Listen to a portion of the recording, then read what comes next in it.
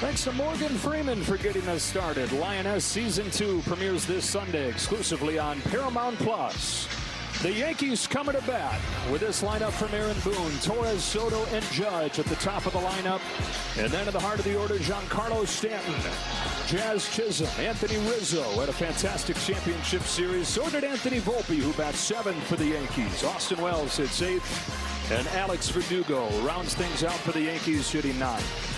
Today's same-game parlay available now on FanDuel. Need Aaron Judge to record 2+ total bases, a home run from Stanton, and Shohei Ohtani to get an RBI. Now, the Yankees have ended the pennant drought in the World Series for the first time in 15 years. Dodgers with their 4th trip to the World Series in 8 seasons. They won it all in 2020, looking for their first World Series win in a full season since 1988. And Jack Flaherty starts game 1. Torres climbs in, and off we go. With a fastball up to 96, which is a promising first sign. Yeah, Jack Flaherty's going to have to throw enough fastballs to make his breaking balls an issue for the Yankee offense.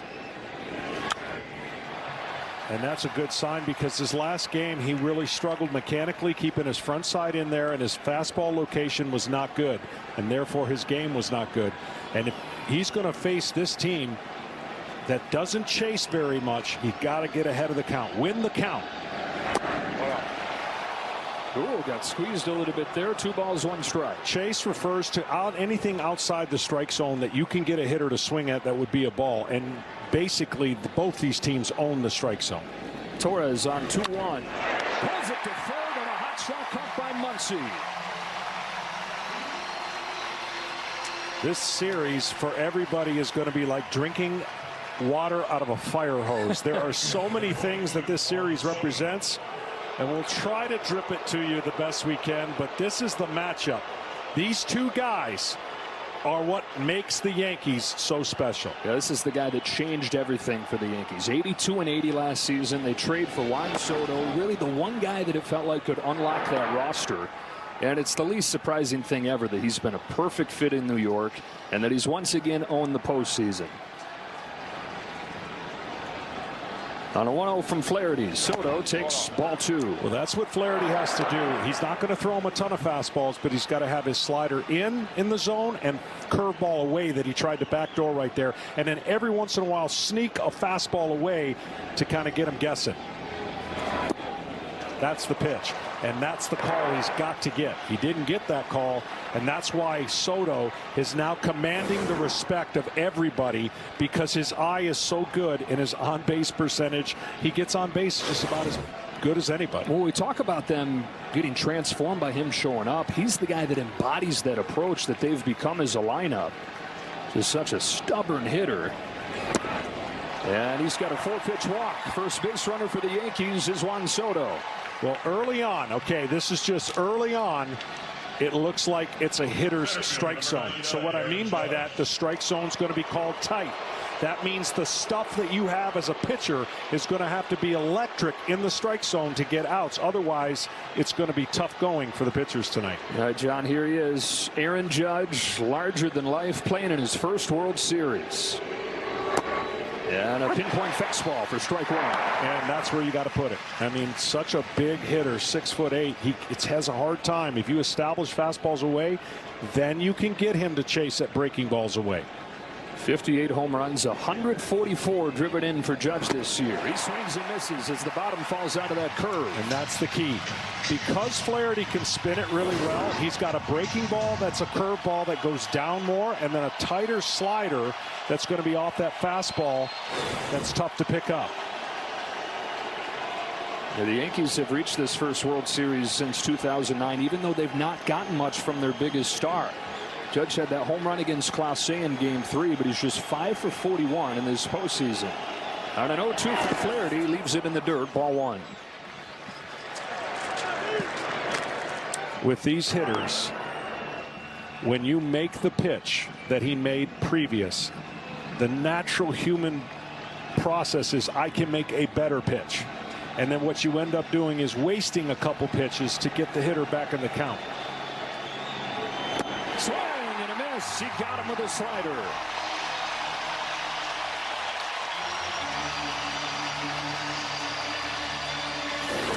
Again, all set up by that first fastball that he dotted on the outside part of the corner. Allows this slider, which is in the zone, for Aaron Judge to be in between and miss it. Well, John, with the way that Judge relatively has struggled, what Giancarlo Stanton's done in this postseason, that much more important. And once again, October has transformed this guy into a different dude. His timing, his legs, his mechanics are really good at the plate right now. When he's calm and letting pitches travel and doesn't have roller skates on his spikes, meaning his feet are all over the place, he's comfortable. And when a hitter's comfortable with that kind of power, he's looking for a mistake, and then he does not miss it. 4 home runs in 5 games in the championship series. The ALCS MVP. Ahead of Jack Flaherty, 2 balls, 1 strike. Rewarding performance sponsored by Capital One. He makes his World Series debut at Dodger Stadium, the place he says made him love baseball. Grew up coming to games here with his dad, and since becoming a big leaguer, 10 home runs in 25 games here. Runner at first, 2 out, 2-1. Is inside, ball 3. Soto controlled the count. He got a walk. Stanton controlling the count. 3-1. Dangerous pitch here to a hitter with this kind of power. Flaherty throws. Stanton takes generous inside corner there. A little bit all over so far from Carlos Torres. That, again, is so key to establish your fastball. Now he can spin it if he wants to. He's got Stanton just a little bit guessing after hitting that fastball. Bouncing ball to short, and Tommy Edman, who kicks it, and an error opens the door for the Yankees here in the first. Tommy Edman, the NLCS MVP, so sure-handed all year, with an error in the first inning here of the World Series. Tremendous topspin on this ball. He hits it straight down into the ground, and it takes a huge hop. The in-between hop for a shortstop gives him the most trouble after it comes off the grass, and it ate him up. To me, this next batter is probably the most important batter for the Yankees. He started off great. He's been cold lately. He breaks up the right-handers, and he's got electricity in his bat, according to his manager. Jazz Chisholm screws around and takes strike 1. Traded from the 100-loss Marlins to the pennant-winning Yankees, and he's talked about loving the big moment. Talk about his energy, the joy that he plays with. He was really good in the 2 months after the trade, but he's 5 out of 34 in the postseason. The chance to atone for that here. Bounces one right side. Routine ground ball for Gavin Lux. He makes the play, and Jack Flaherty puts up a 0 in the first. The Dodgers come to bat against Garrett Cole when you come back. Here he comes, Shohei Ohtani, ready to make his World Series debut as part of this Dodger lineup from their manager Dave Roberts. Ohtani and Betts both really turned it on during the championship series. Freddie Freeman is back, playing through that sore ankle. Hernandez, Muncy, and Kike Hernandez through the heart of that lineup. And down at the bottom third, Will Smith, the catcher. Gavin Lux is back in there at second base. And the NLCS MVP, Tommy Edman, bats 9th against Garrett Cole, who makes his 4th start in what has been an up-and-down postseason. But, John, if Cole and the Yankees starters pitch the way they're capable of, this becomes the biggest single advantage in this series. Yeah, it really is. They need Garrett Cole to continue kind of the record they have in his starts in the postseason. 13-7 when he starts. He's off to a big-time challenge facing this guy.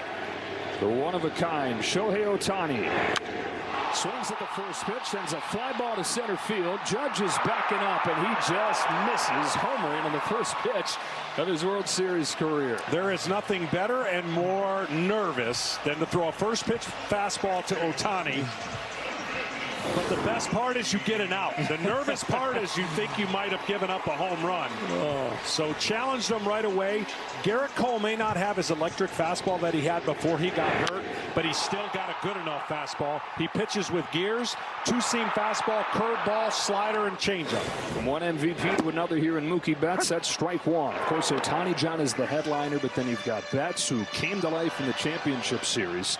346, 2 home runs, and 9 driven in against the Mets.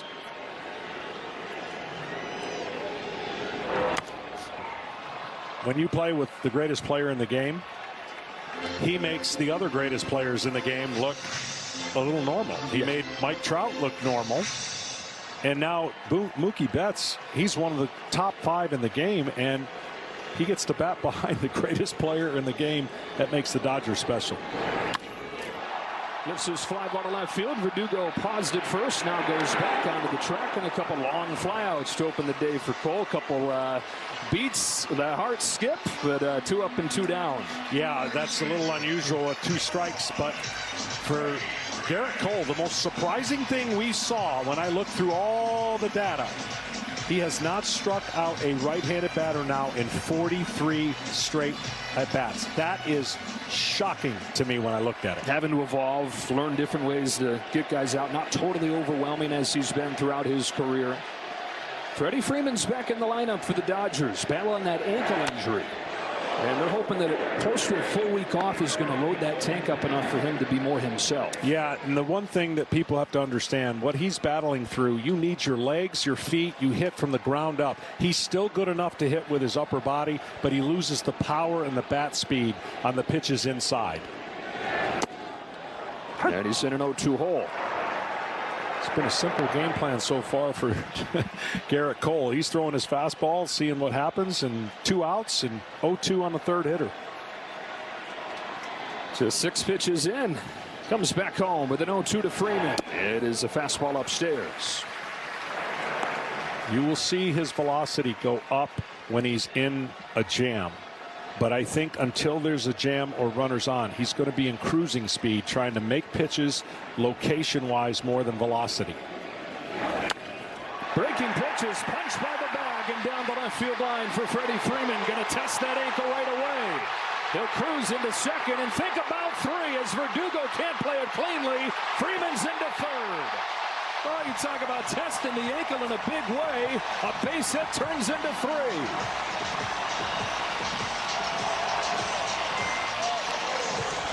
You just never bet against Freddie Freeman. No, and teams keep shifting him, and he can do this at will. When you shift him way off the line, this is what he can do. And that bad bounce off the corner of the stands allowed this triple to be had by Freddie Freeman. First extra base hit for Freddie Freeman in a month. Back to when he injured that ankle final week of the regular season. This is not exactly the extra base hit that you picture, but he'll take it. And the Dodgers have a runner at 3rd with 2 away for Teoscar Hernandez. Strike 1. Teoscar had a rough last series, but his last game was encouraging for the Dodgers. He got flatter with his bat in the zone, was getting too much tilt and swinging uncharacteristically in that previous series. He was their best hitter during the division series against San Diego. And he rips one to short here that's caught by Volpe. Dodgers strand a man at 3rd. And now everyone can rally for hurricane relief with T-Mobile. Keep watching to find out what you can do to help those affected by recent storms. Your team, your players, your home for postseason baseball. Get personalized highlights and push notifications just for you. Download the MLB app today. No score on to the 2nd inning, and Anthony Rizzo to lead things off. 429 in the championship series with 2 broken fingers. The Yankees first baseman takes strike 1 from Jack Flaherty. They say that it's mostly bothering him defensively. You'll see him catch with 2 hands, but at the plate he says the adrenaline kind of kicks in and he's doing just whatever he can to contribute. A lot of that's just been flipping the ball the other way. Here he even shows bunt and takes high. Well, if he does bunt it, it's an easy base hit. They are way shifted over, and now Max is coming in a little bit to respect. Will he do it again? Jack Flaherty's looked a whole lot better than he did his last time out so far. He really has. And you go to work in that time off, you look at film, and you try to get your mechanics back on plane, and that has showed up in his fastball already. Electric, late life, and you know he can throw the breaking ball. That's crazy, but it's happened a few times this year, John, where it'll drop down to 90, 91 one start, and he says that he just feels out of sync with that delivery. And it's like, okay, it seems like where there's smoke, there's fire, but then he'll come back in the next start, and it's way up. Well, he's such a good athlete. Making the adjustments should be easier to him. But it's still never fun to not have your best stuff going into a postseason start. And there's nowhere to hide, nowhere to go. And Just got to make necessary adjustments. He's done it. Trying to bounce back from those 8 runs in 3 innings in Game 5 against the Mets. Home with another 1-2 to Rizzo. Popped out of his hand. It's been drastic one way or the other. He got blown up in that Game 5, but in Game 1, 7 scoreless innings. And that fastball you're talking about, that was his best pitch that day. It's so important that he gets innings tonight. Rizzo ricochets it off him. Flaherty runs it down but has no play. And Anthony Rizzo's got an infield hit. Luckily, that got him on all of the shoe, I think. It didn't get the shin or the ankle. Caught the bottom of the shoe. That's if you're going to get hit, that's where you want to get hit. But, you know, we followed the Dodgers this whole postseason, and it's really been their bullpen and timely you think 4 innings. When you hear it at home, you're like, 4 innings. How hard is that for a starter to go? Well, given all the injuries, that's a way better than 2-3 innings. And they're hoping for 4 or 5 tonight, because what it does is it sets the series in motion for how Dave Roberts is going to use his electric pen. Anthony Volpe here with a runner at first, nobody out. 23-year-old shortstop has been at his best so far in his first October. On base all 9 games this postseason. We saw earlier this year, John, he had flattened his swing, got a little bit too uppercut as a rookie last year. It looked awesome, but it came and went. Well, it's back. It is back, and good timing for him and the Yankees. It's no different than a pitcher. We talk about the front side staying in as a pitcher. The front side of a hitter and not opening too soon is huge. And when you get in that bad habit, you then can't reach anything outside. You can't go the other way. You swing and miss on breaking balls. So keeping that front shoulder in, staying on the ball is the term. That'll serve him well. 1 ball, 1 strike. Volpe takes a curve for a strike. 1-2.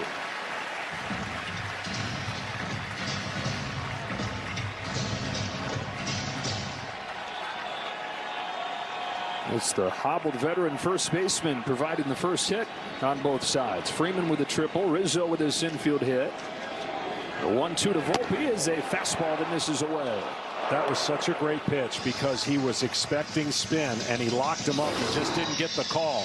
The curveball gives Volpe some issues. See how his hip first move is to go to third base? He would have been locked up if that was called a strike. On a 2-2. He swings and misses. A curveball retires him, and Flaherty's got his second K. We take a look at Fox Foresight, powered by Google Cloud, giving the Yankees 46% chance to score 5 runs. Why is that? Well, they average 5 runs per game in the regular season, and so far in the postseason, they've done it more often than not. Here's one of the breakout stars from the regular season in Austin Wells coming to the plate. The rookie catcher took over the cleanup spot midway through the year. But back to the end of the regular season, he's in a 5-for-74 slump. Yeah, and this is why he's been moved down. Now, he did respond with a home run when he got moved down, but here's the part of the order for both ball clubs that getting on base, turning the top of the lineup is huge. You've got 8 and 9. Now, Flaherty can get out of this inning without facing the top of the Yankees lineup, but it's the bottom that's going to be so important for each club. Here's a 1-1. Wells swings and misses. That's where teams have gone. And isn't that what happens, right? The league finds what your weakness is, and they're going to go there until you cover it up. That's the name of the game. That's baseball, and that's why it's a cruel sport, a game of failures. 1-2.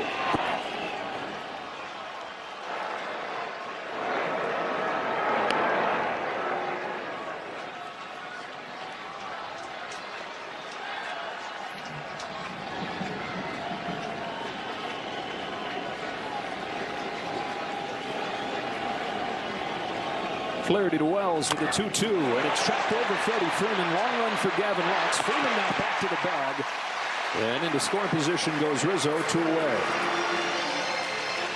Play the MLB playoffs. Fox Super 6 Challenge today. It's free to play, so go download the Fox Sports app and make your picks for a chance to win your share of 20 grand in cash prizes. Two gone in this second inning. It's Alex Verdugo in his first season with the Yankees. And playing his old team here, back where he began his career in L.A. So the 9-hitter for the Yankees with a chance to get him on the board first. Pinpoint from Flaherty in strike one. Yeah, he's been struggling of late and really been doing his work on off speed. You saw that first pitch fastball right down Broadway, sitting on soft stuff. They're just 194 in this postseason for Verdugo, but the defenses continue to be really good. And they got enough big bats in this lineup where they've been able to live with that. Trying to get it turned around to Torres at the top of the order. The 1-1. Verdugo grounds it up the middle, but a perfectly positioned Tommy Edman. Sound play this time after his first inning air. Middle 2 in game 1. No score. Tonight's telecast is sponsored by Progressive. Progressive is helping to drive veterans' lives forward through their Keys to Progress program. One of the 11 matchups between these teams in the Fall Classic. 1963 Dodger pitching shut down Marison Mantle. Sandy Koufax, 15 Ks in game 1, was one of his big introductions to baseball. Came back, won game 4 as well. The Dodgers swept the Yankees in that 63 Fall Classic. Ball 1 to Max Muncy as Garrett Cole goes back to work. Sometimes when you're pitching, the team will give you cues to what to look for. In the first inning, 3 of the first 4 batters swung at the first pitch. Tells me the Dodgers are going to be aggressive. On a team that really is not that aggressive on first pitches, Garrett Cole, you got to read what's going on, especially when it's this big of a moment, and what the team's trying to do against you. His 2-0 to Muncy is a curve in there for a strike. And statistically, we've never had a World Series matchup with 2 teams this good at that patience and power combo. And I would think for a pitcher, this is extra hard work. Sure is. I mean, you got to basically approach every hitter like a 9th inning batter. Little pop-up, foul ground. Jazz Chisholm runs over there and makes the grab. So they get Muncy for the first out of the second. Let's meet the umpiring crew. Big deal for these guys as well in the World Series. Mark Carlson has been in the World Series a couple times, but he's the crew chief for the first time. And Carlos Torres calls balls and strikes. See, this guy at the plate right now, you have to be on alert. He wants to swing at the first pitch. And if you're going to throw a first pitch fastball, it better be away, because we know the electricity in his bat, the 15 home runs in the postseason, speak to it. And he has hit Cole hard in his career. Fouls back that first pitch fastball. Yeah, I mean, look, teams are going to come across with approach because they've studied video, they have the information. And when you're facing Garrett Cole, you really don't want to get to too many 2-strike counts. So, again, that's what I'm seeing early. Dodgers are looking for fastballs, trying to hit them.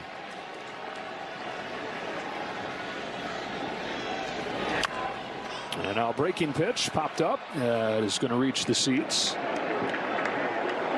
Let's check in with Tom Verducci.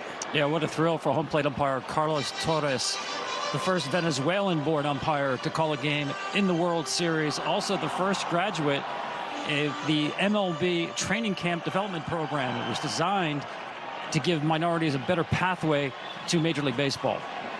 What an honor for him. Behind the plate, game 1 of the World Series. Hernandez on an 0-2 is down on that high fastball, and there he turns it up to 97. I'm telling you, he's got it. He's learned since getting hurt how to monitor his velocity and the effort and pitches. I think it's the way to go. I think he'll learn so much and be better for it. Everyone wants to be 100%, but nobody's 100% at this time of the year, even if you're coming off an injury. Cole comes home to Will Smith and misses away. The Dodgers have been unstoppable in this postseason, even though their catcher, who's normally a huge part of the offensive equation, is hitting just 158. Did have a home run in game 6. Dodgers hopeful that's a turning point for him.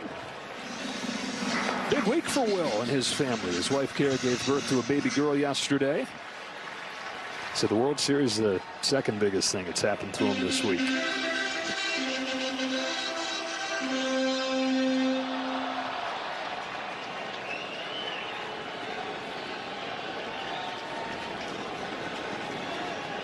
Cole's 2-0 pitch. Smith takes ball 3.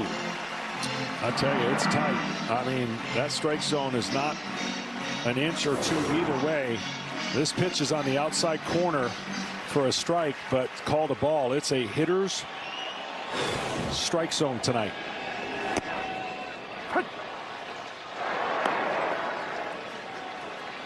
Garrett Cole went 7 innings in the clinching game in the division series against Kansas City. Game 2 of the championship series, though, Cleveland really made him work. Six hits, 4 walks in that game. Didn't get out of the 5th.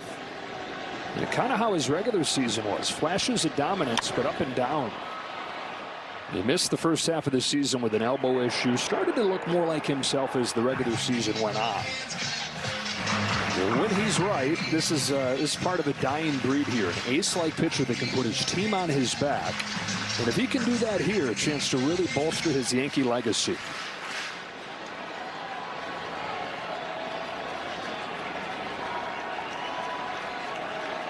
'34-year-old in his 12th big league season. Home with a payoff to Smith. And he got him with a fastball. Back-to-back Ks in a 1-2-3 second for Garrett Cole. Top of the Yankees order coming up. Torres, Soto, and Judge on the other side of this break. No score. On to the 3rd. Jack Flaherty goes back to work. Top of the Yankees order. Gleyber Torres. Swings at the first pitch. Diving stop deep in the hole from Tommy Edman. Long throw, not in time, and an infield hit from Torres. I mean, regardless of this outcome, what a play by Edmonds. That's so deep in the hole.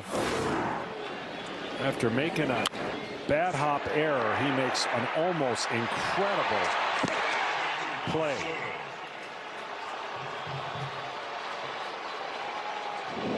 Now, I'm interested as Soto comes to the plate, Joe. He's been so patient. At some point, he's going to come out of that patience and try to drive a first pitch and try to shock the system of where everybody knows he is. He won't chase too often, and he won't be aggressive too often. You got to pick your spots if you're Soto. First one from Flaherty, popped out of his hand, ball 1. Sent the Yankees here with that pennant-winning home run, and at bat that Aaron Boone said was an at bat for the ages, and kind of a snapshot of the beautiful hitter that he is. Fouled off 4 pitches in a row, waited for that fastball, and drilled it to end that series. Ball and a strike. So that side of the plate is where there's going to be an inch or two. Yeah, it's kind of been all over. I know mostly tight, but there have been a few that have been a few inches off that he's given pitchers.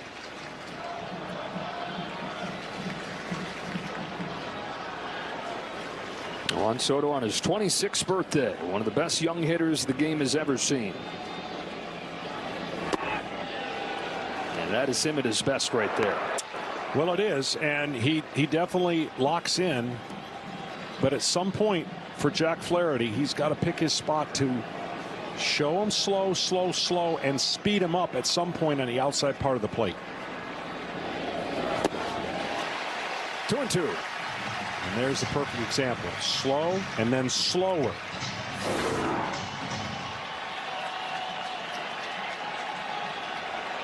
Jack Flaherty threw that curveball more than he has any other start in his career. Game 5 against the Mets. Torres at first, a leadoff single.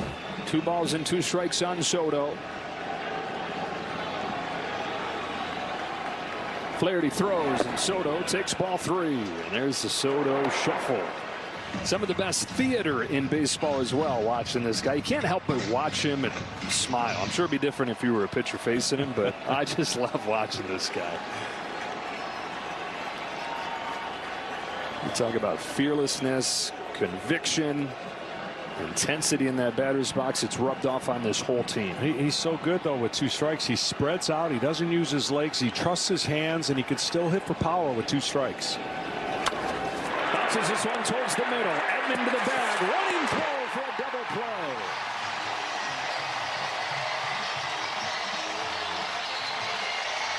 But Tommy Edman has been busy so far in this game.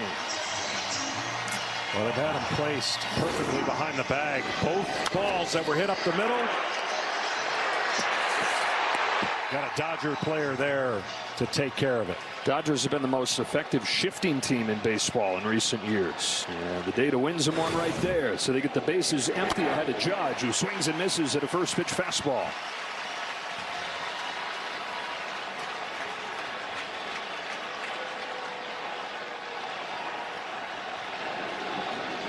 On an 0-1.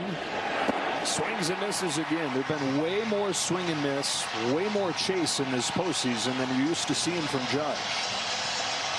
And you know they're talking to him about it after every single game. That's what the postseason can do. And you've got to clear your head and be the beast you were in the postseason, in the regular season, and know that you're going to win every matchup. Right now, the pitchers have had an advantage over him.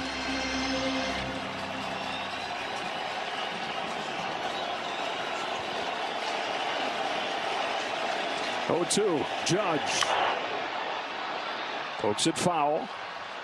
Flaherty struck him out in a breaking ball the first time.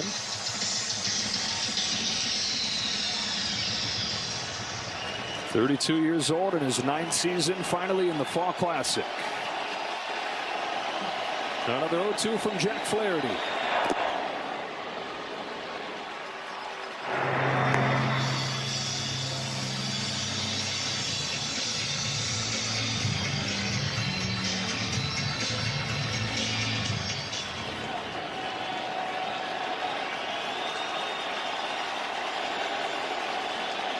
On a 1-2, Judge swings and misses, and Jack Flaherty strikes him out for the second time. Tossed down to first to finish the job. He faces the minimum in the 3rd thanks to the double play ball. No score here in Game 1 of the World Series.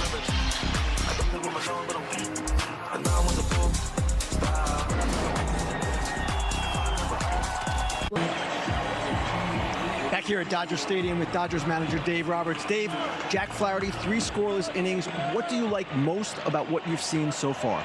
I think just the pitch execution. I think the stuff is really good. You know, he mentioned the last game that the game sped up a little bit on him. I think right now he's really in complete control. Made a big pitch to Soto right there. I think the spin's good. I think the fastball's playing up. So right now I feel good about where he's at. Even the pitch count's right where it needs to be. Freddie Freeman, what was your reaction seeing him leg out that triple?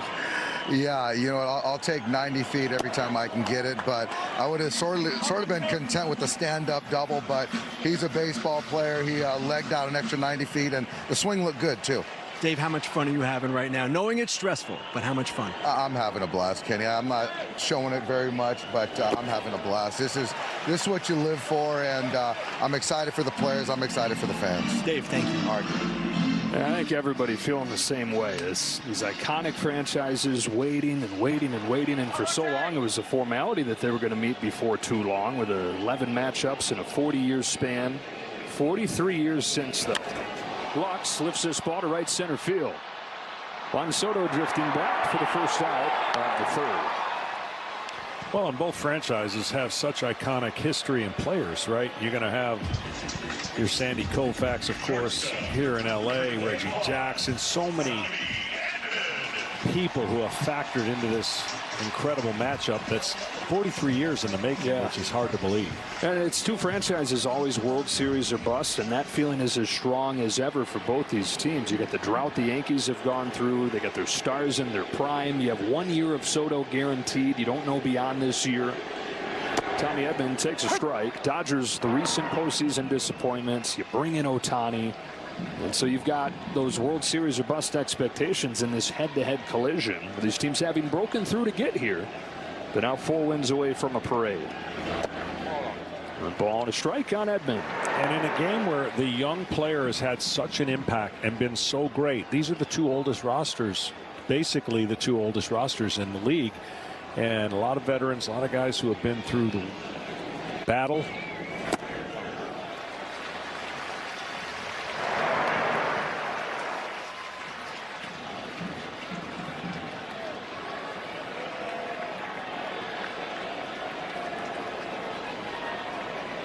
Cole comes home with a 2-1. Tommy Edman pops it up.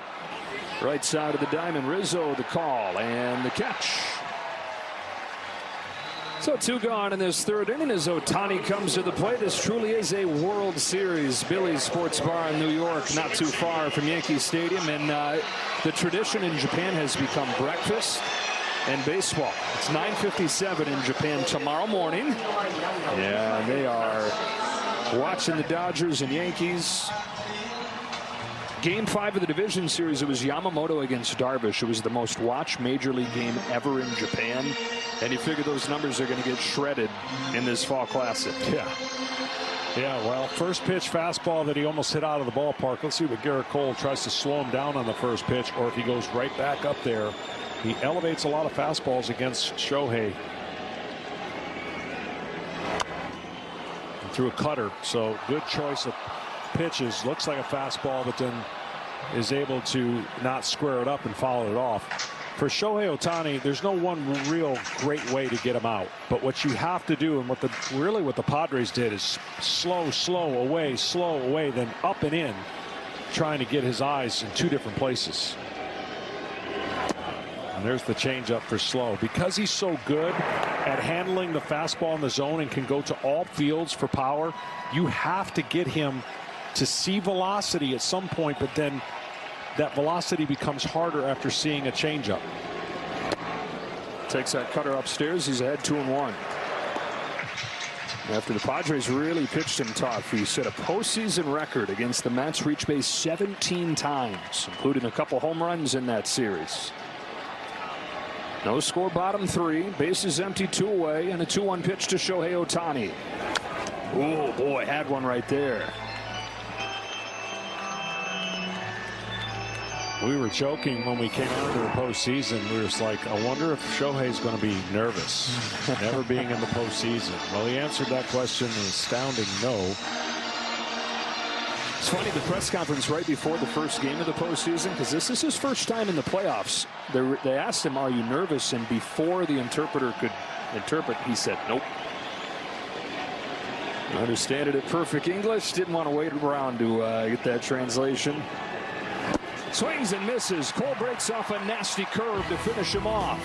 And a 1-2-3 inning for Garrett Cole, who's given up just 1 base runner through 3 scoreless.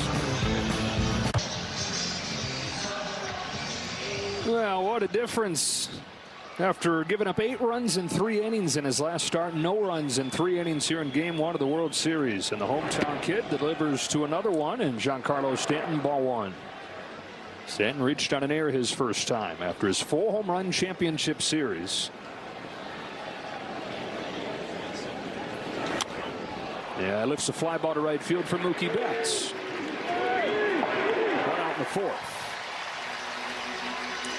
Well, he really is doing a good job mixing and matching his pitches, throwing enough fastballs we talked about for strikes, and mixing in that breaking ball. Let's go down to Tom Verducci. Thanks. With Yankees manager Aaron Boone. Aaron, you guys are seeing a lot of spin from Jack Flaherty. The velocity's up on the breaking ball. How do you see the approach of your hitters against it? Yeah, all right. I do feel like he's spinning the ball pretty well. Ausmus and I were talking about that. Like, he's got a pretty good breaking ball and a little more power than obviously we saw out of him in his last start. So looks like he's in command so far.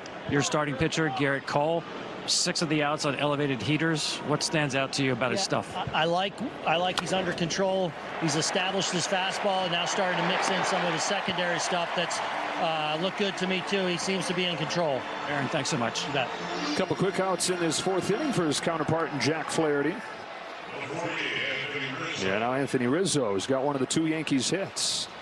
I mean, this is heady stuff for both these guys. We talked about it off at the top. You got Cole pitching for the team that he grew up dreaming of pitching for. Jack Flaherty's first time at Dodger Stadium came before he was old enough to even realize it, when his mom brought him in a onesie when he was 6 months old. He'd come to more than 100 games here as a kid. He'd go to like 20 games a summer. When he was in high school, he pitched a shutout and drove in the only run in a sectional championship 1-0 win. And now he's on the mound for the Dodgers in the World Series. I mean, that is pinch-me stuff for both these starting pitchers, on top of managing all the emotions you're already going to have on this stage. Yeah, well, they made the trade to get him over here to help that staff that was bruised up. And already delivering in a World Series start after we talked about having a clunker. And that's the sign of a pitcher making necessary adjustments on the next start if you're given that one. Let's go over 2-1 to Rizzo, and gets a chase. 2-2.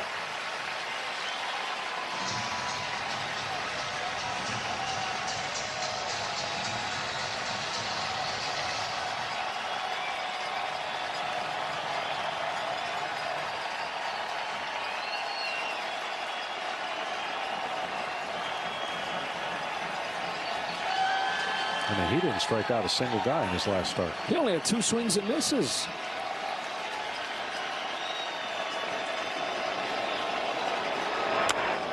Rizzo pokes this one to left field. Teoscar Hernandez is there, and Jack Flaherty's got the good stuff back tonight. He's got an 8-pitch 4th inning. In the heart of the Dodge order coming up, Mookie Betts will lead things off. No score here in Game 1. But 2 is better than 1. Been some famous duos through the years in entertainment. And, of course, in baseball. What's your favorite duo? So many through Yankees history. And then on these 2 teams, Judge and Soto, Ohtani and Betts, you got the inner circle superstars there in Judge and Ohtani. But don't forget about the wingman of those 2 guys. Mookie Betts hitting second and leading off this 4th inning in a scoreless game. Strike 1 from Garrett Cole. Yeah, good luck making the pick between the 2. Yeah. I mean, I don't think you could go wrong, but they complement each other. One right-handed, one left-handed. And Mookie Betts fouls this one off, and it's 0-2. 6 years in Boston. Hard to believe that he's now been in L.A. for almost that same amount of time. This is 5th year here with the Dodgers. He won a World Series in his first year in 2020. And I think because of the attention Ohtani gets, it now feels like Mookie Betts has become underrated, underappreciated for the total package that he is. And an 0-2 from Cole. Betts watches it break away. Great pitch. And yeah, you're so right, because Mookie and his previous team played one of the hardest right fields in all of baseball, right? I mean, Fenway Park has got that huge, and he's such an elite defender. But the amazing part is he went to shortstop. Yeah. He was playing shortstop most of the year. He can do it all. He's gone to second. He has such an ability to affect the game both at the plate and on the field. From 0-2 to 2-2. Always disciplined, Betts. Cole fires, and Betts pokes it down the right field line. On comes Soto, still coming. And Rizzo over the shoulder makes the grab. Oh, lost the hat to get a little better view right there. And pump of the fist, fired up that he was able to pull that one in. This is such a hard play. Big first baseman running out there back towards the catcher. The pitcher rarely is happy when your first baseman is running like that to catch a ball. But he is appreciative. You got to get those kind of outs. You can't let soft fly balls fall in. Both these veteran first basemen making impacts in this game, although hobbled. Freddie Freeman on the bad ankle had a triple in the first inning. One of the best hitters of this generation, model of consistency, 300 hitter for his career, and a model of dependability too. If he misses games, you know the injury's serious. He had missed 2 games total his first 2 years in L.A. Well, the one thing about sports, we'll never know about everybody because no one's going to tell you what they're feeling like and explain and make it sound like an excuse. But when your teammates know that a player is going through what he's going through, not only do you gain respect, you have no more excuses. Breaks his bat. And the bat goes flying out there by Rizzo. The ball dribbles along first. T-Mobile's rallying to donate $25,000 towards hurricane relief for every home run hit during the World Series. Plus, then you text RALLY to 90999. T-Mobile will donate another $10. Destroyed this thing. Yeah, right off the end. That's what happens when it hits off the end. Almost cut in half. Laid that bad boy. Freeman's been going through like a 4-hour pregame routine with physical therapist Bernard Lee just to get the swelling out of that ankle, just to get the pain down to the point where it's bearable. And at first it was just running that was bothering him, but it started to bleed into his swing as well. Another 0-2. Another broken bat. This time it's a fair ball, and Rizzo takes it to the bag. Freddie Freeman to go months at a time without breaking a bat. Cole breaks 2 back-to-back pitches. Tonight's telecast is sponsored by Capital One. What's in your wallet? And by Call of Duty Black Ops 6, available now, rated M. You got to get a little satisfaction out of this if you're a pitcher, don't you? He's in no man's land is Cole. He kind of freezes because the barrel of the bat's coming out towards him, so he couldn't cover first base, but you talk about satisfaction and taking the bat out of someone's hand like Freddie, that is satisfaction. Garrett Cole's just given up one base runner. 3 2/3. He struck out 3, not walked anybody. Base is empty, 2 out here. Teoscar Hernandez lined out his first time. Well, also what he's doing is he's commanding the first pitch strikes. 10 out of 13 first pitch strikes. You've got to set the tone as a pitcher against a great lineup. We talked about it in the beginning. Both pitchers have done that. Both hitters, both offenses look like they're at the mercy of the pitcher right now. 12 seasons in the big leagues for Garrett Cole. Pirates to the Astros and then to the Yankees on that record deal.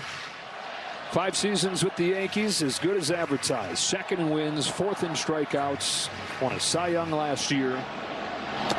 And I'll try to pitch him to a world title. 2 balls and 2 strikes on Hernandez. And you know, both teams had the first round bye, right? That's been an issue. That's rare that we get. It's the first time since the new playoff format we get 2 of the best records in the World Series.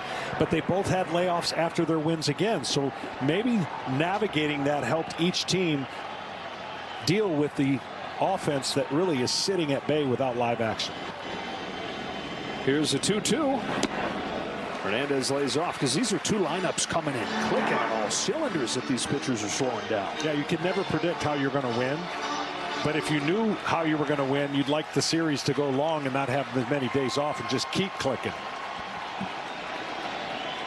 Hernandez, 33 home runs during the regular season, included a couple against the Yankees back in June. Pops this one into shallow center field. Actually won't even make it that far. Volpe at short will end the 4th. Garrett Cole keeps on rolling. We're back after a word from your local Fox station. Dodgers, Yankees, the 2 best teams, the 2 best players. Oh, he's sensational! A meeting for the ages we have waited a generation for. Thanks to Rob Lowe, who you can see every week on 911 Lone Star and The Floor right here on Fox. Bottom of the Yankees order, Jack Flaherty, strike 1 to Anthony Volpe. Flaherty's in his 8th season in the big leagues. Debuted when he was 21 with the St. Louis Cardinals. He had a few years there. He was one of the most dominant young pitchers in baseball. The Rookie of the Year votes. He was top 5 in Cy Young voting his 2nd year, but then years of dealing with injuries, and that hit a low point last year. He had a 5 ERA. Cardinals shipped him off to the Orioles, barely factored in for the Orioles down the stretch. Strikes out Anthony Volpe on 3 pitches, and that is a testament, John, to how different he is right now, because Volpe has not been able to be retired like that this postseason. You got some celebrities in the house per usual. Billie Eilish and Phineas. Will Arnett taking this one in. Yeah, Brad Paisley do the anthem. John Legend, wonderful voice as well, is here, and a couple football guys, Jack and Jim Harbaugh. Jim's Chargers 3-3. Strike 1, and man, the swing and miss through the roof. Yeah, he's been in total rhythm, total command. The fastball, his curveball, his front side has been so far more connected than it was before. And man, does Dave Roberts have to like this performance. And then he'll start to get into a spot that he didn't have to have too many tough decisions in during the championship series. Look, he managed that beautifully, but a lot of times the game was lopsided one way or the other, and it was totally clear which way to go. Now here, you're going to have the top of the Yankees order coming up very soon. Wells is the 8-hitter. You got Flaherty looking good, but Dave Roberts always aggressive with that bullpen.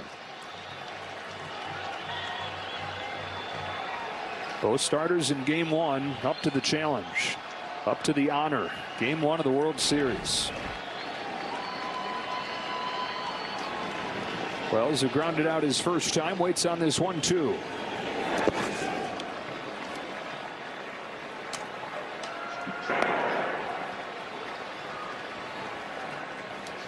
Flaherty's gone from that 5 ERA last year to the best he's been in years this year. 13-7. ERA right around 3. Signed a 1-year contract with the Tigers. Traded over here to the Dodgers just minutes before the deadline. And where would LA be had they not made that deal? Probably not here. Back-to-back Ks on swings and misses.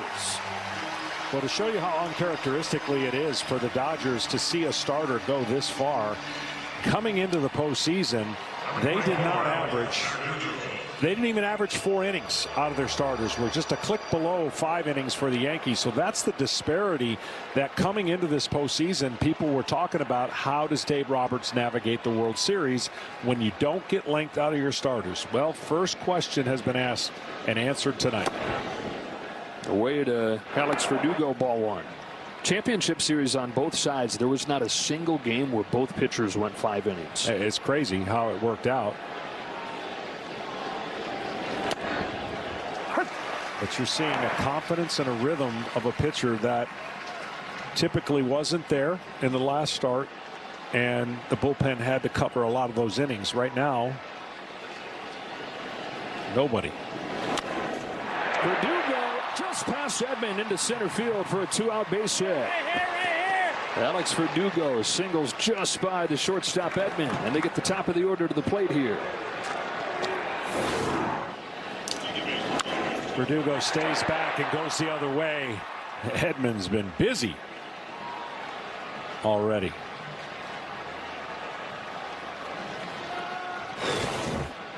So 2-out single for Verdugo, and up comes Gleyber Torres. Hit it hard both times. Lined out his first time, had an infield hit his second time up. And there's front door curveball for a strike. Torres has done a much better job this year at cutting down his swings and misses. He was in a bad funk the last couple years, and now looks more like the guy that many people have traded for. And he's responsible for some World Series championships out of it. Yeah, he's already sort of helped one team win the World Series. He was the return to the Yankees in the Aroldis Chapman deal in 2016. Chapman went to the Cubs, helped them break the curse. Top prospect of the Cubs at that point. It's a big old bounce left side. Muncy somehow gets it on a short hop and a heck of a play by the Dodger third baseman. Jack Flaherty has fired 5 scoreless innings in Game 1 of the World Series in his hometown, in front of his friends and family. Gets some help from his defense right here. He said it at the start, living his dream. This got to be better than he dreamt. 5 zeros put up there. And his mom Eileen living and dying with every pitch.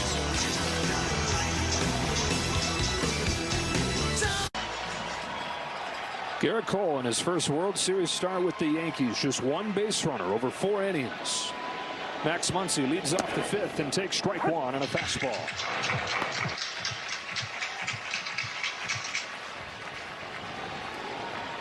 Muncy coming off a record-setting championship series, reached base 17 times. Bunts this one foul, and it's 0-2. We've seen a couple big hitters square around a bunt. Yeah, Muncy, if he has one issue against right-handed pitching, it's that big curveball that he'll swing over the top. He likes to stay in the zone with his bat, and the curveball gives him issues because it's in the zone top to bottom a long time. Let's see what Cole goes with on this 0-2. Turns it back up with a fastball. Pitching's all about creating illusions to the hitter. You want him to think in an area and then trick him with another pitch, thinking it's going in that area but moves away from it. Got him to chase the fastball up, and that fastball in the first inning sprayed it around, but it's had great life as this game has gone on. Here's an example of the strikeouts and what he tries to do to get this tough team to swing outside the zone. That fastball looks good to the hitters, and then he's able to get Ohtani to chase on a breaking ball below the zone. So for Cole, this last fastball above the zone to a guy who loves that pitch. No strike on Kike Hernandez. Well, Garrett Cole, another guy pitching for his favorite team. He grew up in Southern California, but he took after his dad, Mark, who's from Syracuse and a lifelong Yankees fan. This is the first game that he's pitched in the World Series for the Yankees, but the first one that he went to was as a fan. The World Series in 2001 in Arizona. He was sitting there as a young kid. Quickly ahead of Kike Hernandez, 0-2.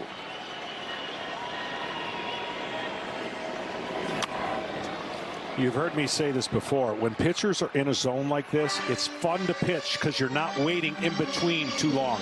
But you know what the downside is? You're not getting any runs either to work with. So pitching in a game locked up 0-0, in the perfect world, you'd love to get through 6, and then your team gets that bonus run and a jolt of energy goes through your body. He looks so calm, too, like he's hardly sweating. That's a good sign. Dodgers have not put much stress on him. Just the triple from Freeman back in the first. Struck out Hernandez with a high fastball the first time. High fastball's punched towards the right field corner. Soto on the move, won't get there. Extra bases for Kike Hernandez. Headed for third with a second Dodger triple to this ball game.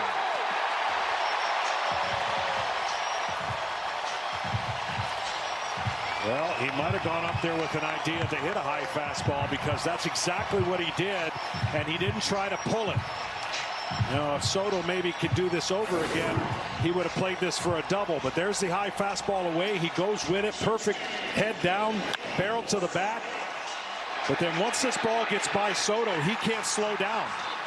And he can't get back to the ball in time to prevent it from being a triple. So now the infield comes in behind Garrett Cole. Runner at third, one away. Will Smith at the plate. Will Smith has more sacrifice flies than any player in baseball the last 5 years. How you pitching him in this situation? Well, he got the first pitch by him, and that was the one that you got to establish, and then you got to start breaking the pitches away if you don't go in with a fastball, because Will Smith's looking for something up to lift.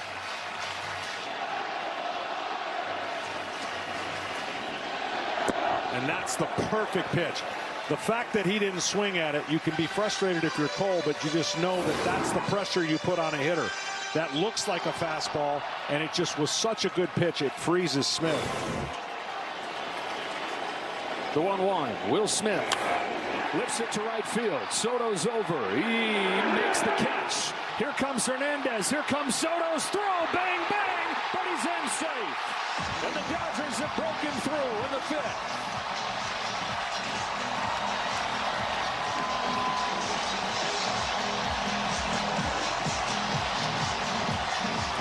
Will Smith, so reliable through the years, gets the job done, scoring Kike Hernandez. Dodgers have the game's first run.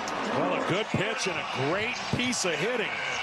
He may not have a lot of hits in the postseason. He's got walks, and you talk about his timely sac flies, putting the ball in play. That's what these teams do so well. And that's the part of it that we haven't touched on as much. Yeah, there's the power and there's the walks, but they marry that with the ability to put the ball in play. Walks are two-way, takes the ball. Because a lot of times you see teams that are going to sell out for that power. They'll take their walks, but it comes with the strikeouts. You don't win championships if the strikeouts are part of the equation. No, you don't. You don't at all. Anthony Rizzo over there for it. Looks like a little pep talk, which he's been known to deliver through the years. We get a quick word from Capital One. What's been the highlight of your career? And that'd have to be Big guy. I've always been passionate about no fees or minimums on checking accounts. What's in your wallet? Anthony Rizzo's got a World Series ring and famous for his motivational talks during that World Series with the Cubs, where they were on the brink of elimination, and he put on the Rocky music in the clubhouse, stripped down naked, climbed on a table, and gave this half motivational, half comedy sketch routine. They won that game. Did it again for Game 6 and Game 7. And he was in Garrett Cole's ear right there. Fully clothed, though. 1-0 to Gavin Lux. 1 ball, 1 strike. Well, these teams are so evenly matched. I look for so many different disparaging statistics, and you can't find them. They're 1-2, 1-3, top 5. And when they score first, they're two of the best teams in baseball. The Dodgers this postseason 5-1 when they score first. So getting that point on the board, very important to both teams.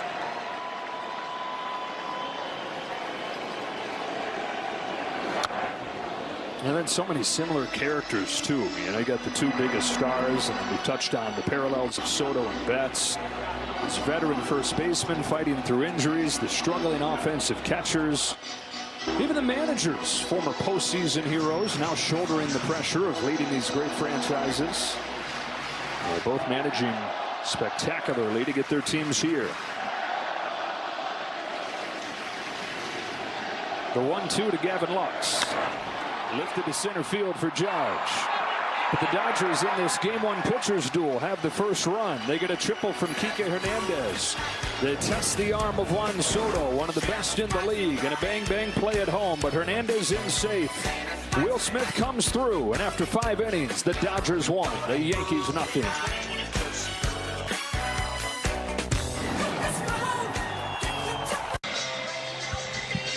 As he's been so many times, Kike Hernandez right in the middle of things for the Dodgers. His triple leads to the game's first run. Garrett Cole, Jack Flaherty, both magnificent here in Game 1. And Flaherty's left out there to face the heart of the lineup. Strike one on Juan Soto. Flaherty's done an unbelievable job with that pitch right there. Fastball strikes are way up, 21 out of 30. It sets up his breaking ball. It's why he's given up no runs against the Yankees. You know, this is the first time that we've been covering, following obviously the Dodgers, where Dave Roberts is really going to be given some tough decisions. It's 1-0 and you think, well, what tough decision could it be to leave Flaherty in the game when he's rolling?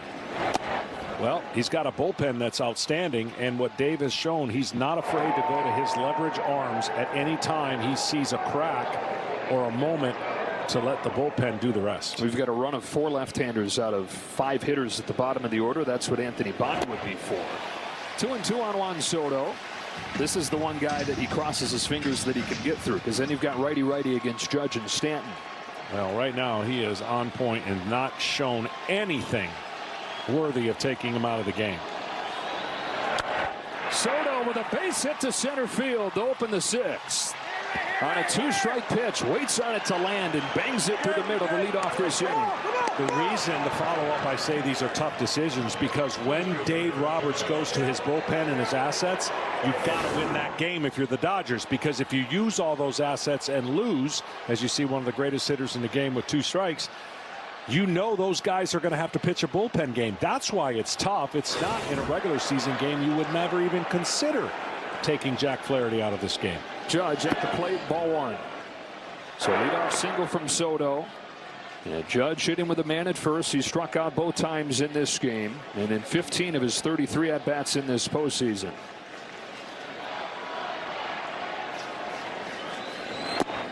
Two 2-0.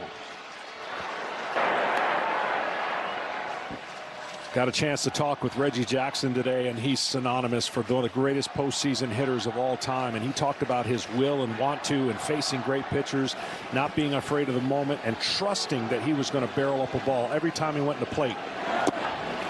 For Aaron Judge, that narrative is growing against him, and you've got to flip that narrative by trusting your regular season. He's not afraid of the pressure. He's handled the pressure. 62 home runs, wearing the jersey, doing what he did in New York. This is not about pressure. This is about mechanics. And you get a little out of kilter sometimes, and you start trying to make things happen. But you look at what he's done, 62 home runs. If you had pressure built on you, you couldn't get to 62 home runs. American League record 2 years ago. This season, by many measures, was even better. You know, another thing Reggie Jackson always said is that as long as you have that bat in your hand, you can write the story. Talk about runners in scoring position, and it's the greatest line ever. Reggie said, runners in scoring position. When I step in the box, it's runners in scoring position, because I'm going to put one over the fence. Mr. October did 5 times in 2 World Series against these Dodgers, including that 3 home run game to clinch the '77 Classic, helping birth that legendary nickname. But it truly is a mindset. It separates players at this time of the year because it's so different. The hyper focus, pitching against you is going to be so different than it is in a regular season game. Payoff. Judge is down swinging for the 3rd time. Flaherty got a fastball by him for his 6K. I mean, this is just a great pitch. It's on the outside part of the plate after spin. You can see he's late, in between a little bit, trying to fight it off. Now it's Stanton. Swing and a miss. Started him with a breaking ball. So many times in this postseason, Stanton has been the man for these Yankees. It was Soto that won Game 5 in extras, but it was Stanton that got it there with a game-tying shot in the 6th inning. One of his 4 home runs in the championship series. Take a look at StatCast 3D, powered by Google Cloud. Well, these home runs are in the plate, but crushed and mashed.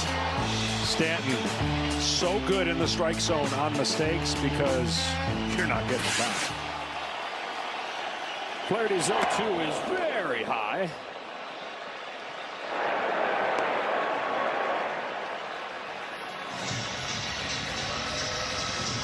Good job by Will Smith to go up and catch that ball, keeping the tying run over there at first base.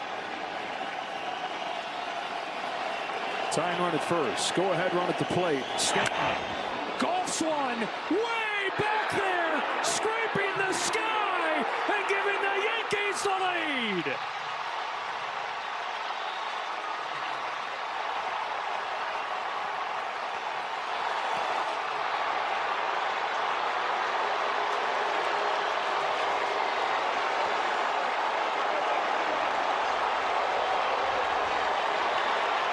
You deliver this time of year, you can rewrite your whole story. As long as you've got the bat in your hands, you can write your story. And Stanton continues to write one of a spectacular October for the Yankees. First 2 of those, he swung and missed and looked horrible, but the fastball up was just a waste pitch. And if you're guessing along with Stanton, you're almost guaranteed to see another breaking ball. The difference, that breaking ball was up just enough for that massive golf swing. You look up Majestic in a baseball dictionary, you can find a shot of that home run. The reason I say that the high pitch was a waste pitch, it was nowhere near a competitive pitch. It's the only mistake that Jack Flaherty has made. He pitched a perfect game up until that swing when he had him 0-2. He had 0-2 and then came right back with the pitch that he swung over the top. Most home runs are hit like that by him. It flips it around and it ends Jack Flaherty's night. Dave Roberts going to make a change after ball 1 to Jazz Chisholm. And Giancarlo Stanton, who grew up coming to games here with his dad, dreaming of one day doing things like that, has done it in the World Series and given the Yankees a 2-1 lead in the 6th. This copyrighted telecast is presented by the authority of the Office of the Commissioner of Baseball and may not be reproduced or retransmitted in any form. And the accounts and descriptions of this game may not be disseminated without express written consent. Giancarlo Stanton has done it again for the Yankees in October. I mean, that's about as big a wow factor as you'll see in a crowd that, although be it only 1-0, one swing changing everything for the Yankees. Anthony Banda comes in, and here it's a 1-0 count. Pours in a strike to Jazz Chisholm. You got the run of left-handers right here, and Dave Roberts goes to one of the 2 lefties he's got in that pen.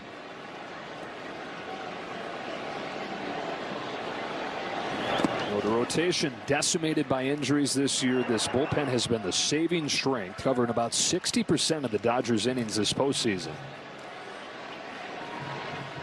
Banda 1.59 ERA, 6 games this postseason. 2-2 on Chisholm. And the top guys, when he goes to his top arms, almost untouchable. A 0.84 ERA for the top 6 arms in that bullpen. Banda's 2-2. Chisholm pulls a bullet into right field for a base hit.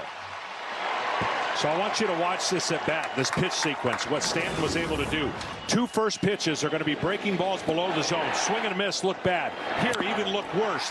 But this pitch right here, if it's not a competitive pitch, it resets Stanton. And he stays inside the ball in an inner half curveball and just absolutely devastated this crowd and the Dodgers. Freddie Freeman, all he can do is admire it. Soaring home run, a 2-1 lead for the Yankees. We mentioned that Giancarlo used to come here games with his dad when he was a kid, and they'd get here in time for batting practice, run around the left field pavilion to catch souvenirs. And on one of those trips, he said to his dad, when I grow up, I'm going to hit one completely out of this place. And Dad kind of laughed, like, okay. But 15 years later, with his dad in the stands watching, he did just that. He homered over the awning of the left field pavilion here. One of 5 guys ever to do that. Manifesting it, really. Joining the list of Stargell, McGuire, Piazza. Fernando Tatis Jr. has since done it. There goes Chisholm from first, and he's toward second easily. And I got to say this about Stanton, one of the most maligned Yankees because of his injury past. He's had so many injuries. Last year was not a good year. He found a way to stay healthy and make some adjustments. He's been a pro's pro to every teammate that's been around him, and his manager has said the way he's handled and the way he's gone about it is no surprise why he's doing what he's doing right now. 17 postseason home runs. He's in his 15th season, 7th one in New York. And you're right, so much of the story has been about the frustrations and about the injuries. But now you're talking about 17 home runs stacking up right there in Yankees franchise history. And in postseason history, period, he's #1 all time, homering once every 8 at-bats, just ahead of Babe Ruth.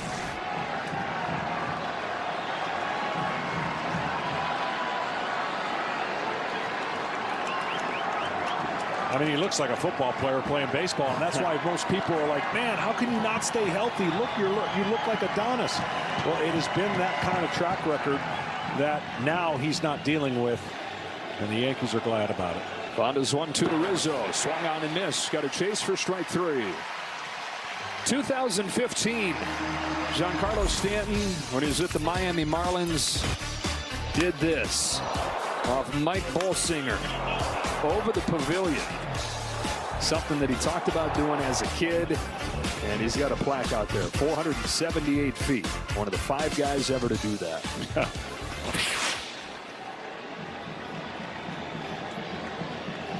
Yankees 2, Dodgers 1. Top of the 6th. Anthony Volpe's the hitter. Yeah, they're going to put him on intentionally and go lefty-lefty against Austin Wells.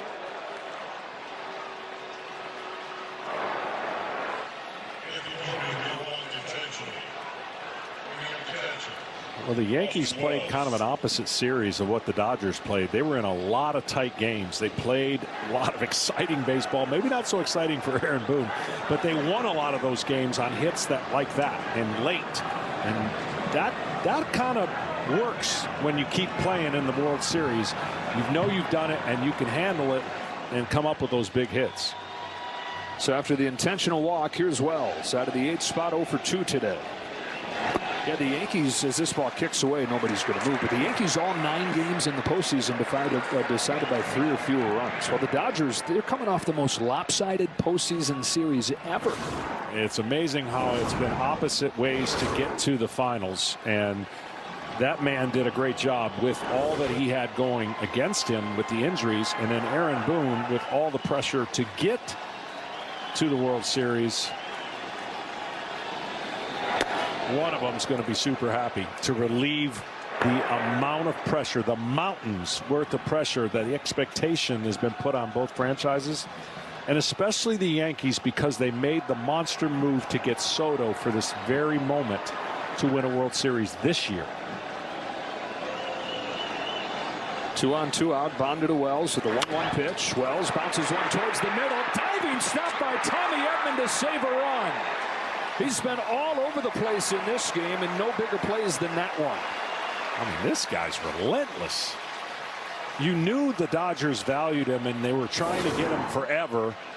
And when they made the trade for a guy who's been hurt most of that year, and now he's playing in such a role to not only be the MVP, but he can play center field, he can play shortstop, and he just saved a run.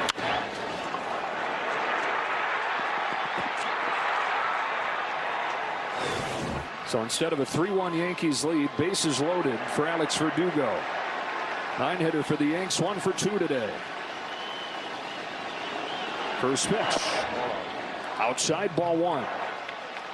Verdugo looks like he waits as long as he can to pull the trigger of the bat. He just sits there, floats a little bit, and then lets it go. 2 hits and a walk have loaded him up, and now Verdugo takes a strike, 1-1. You know he'd love to do it to his old team. Traded him away from here in the Mookie Betts deal. Traded from Boston to New York. Really doesn't matter right now the year he's having, right versus left pitcher. Pretty much the same.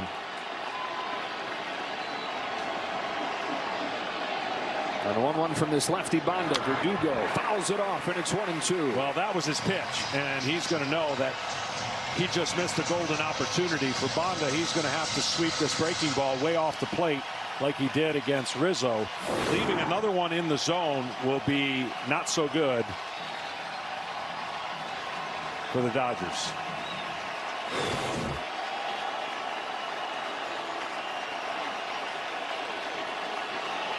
Bases loaded, 2 out. Alex Verdugo down on a high fastball. So the diving play, a key one from Tommy Edman. But the big swing comes from Giancarlo Stanton, as it has so many times through this October and many others. It's flipped this game around to the bottom of the 6th in game 1. 2-1 New York.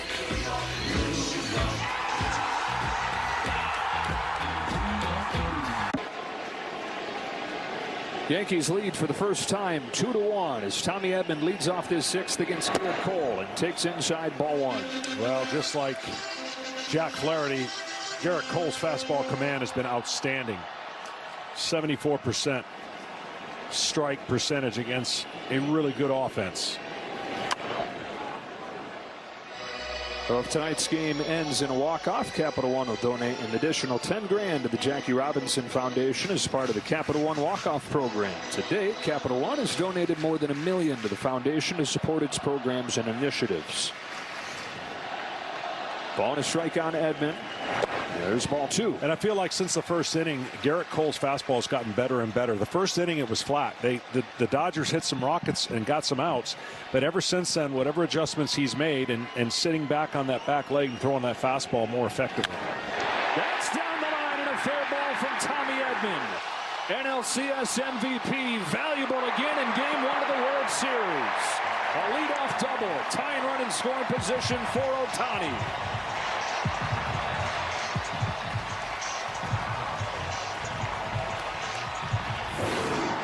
This guy just keeps doing it.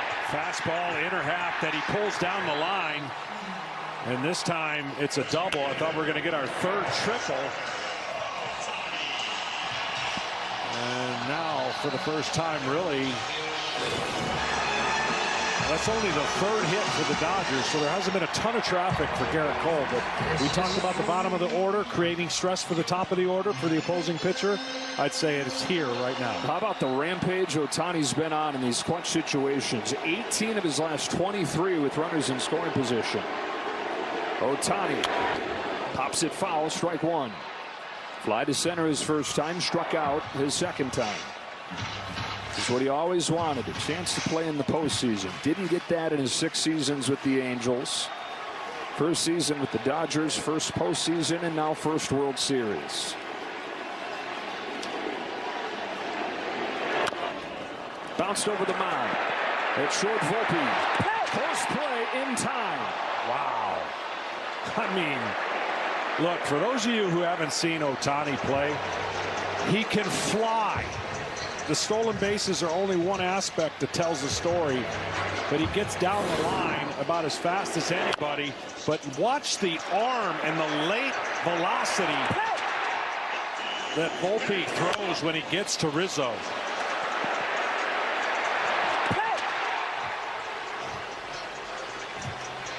Volpe's been so good defensively in his 2 years up. Here's the same situation the Dodgers cashed in on last inning. Runner at third, one away. Infield pulled in. Mookie Betts at the plate with a chance to tie this game. And a first pitch curve for a strike. Well, typically most pitchers with the infield in are going to pitch out of the stretch, but Cole feels best out of the windup. The reason you pitch out of the stretch, you hold the runner at third. So the Dodgers have a choice here. I don't think they're going to be going on contact because you got Freddie Freeman behind you. With the infield in, when you go on contact, as soon as the bat makes contact to the ball, you take off no matter where it's hit. I think they're going to wait to see if it goes through to send Edman. Mookie Betts swings and misses. Good pitch from Cole. There's that breaking ball that just top to bottom disappears.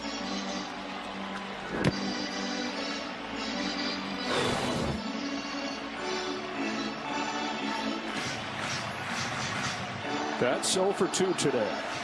Top 2 in the Dodge order. 0 for 5. Tying run at third. 1 gone, 6th inning. 1-2 pitch. 2-2.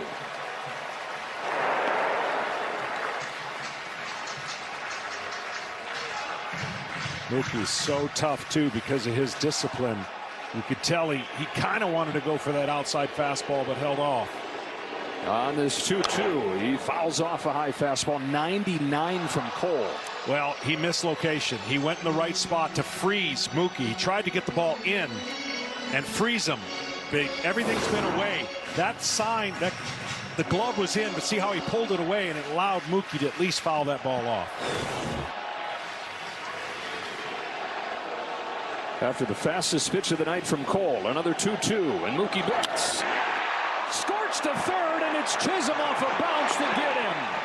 Hot corner, extra so with him pulled in front of the bag, in a position that he had never played before coming to the Yankees at the deadline. He comes up huge. I mean, you talk about fast reactions and a good glove. You mentioned it, not really his position. And as soon as Garrett Cole heard that bat, that's not a good sign for a pitcher. But it's even better when his teammate picks you up. And so it's up to Freddie Freeman. Strike one. I wonder at some point in this at bat if they'll really try to focus inside with fastballs with Freddie. We talked about that front foot getting down to the pull side power. Freeman hits a towering fly ball to right field. Juan Soto's going back. He's got room. And Garrett Cole pitches around the leadoff double to keep the 2-1 lead. Jazz Chisholm at third. The key play. Yankees in front. And we're back after a word from your local Fox station.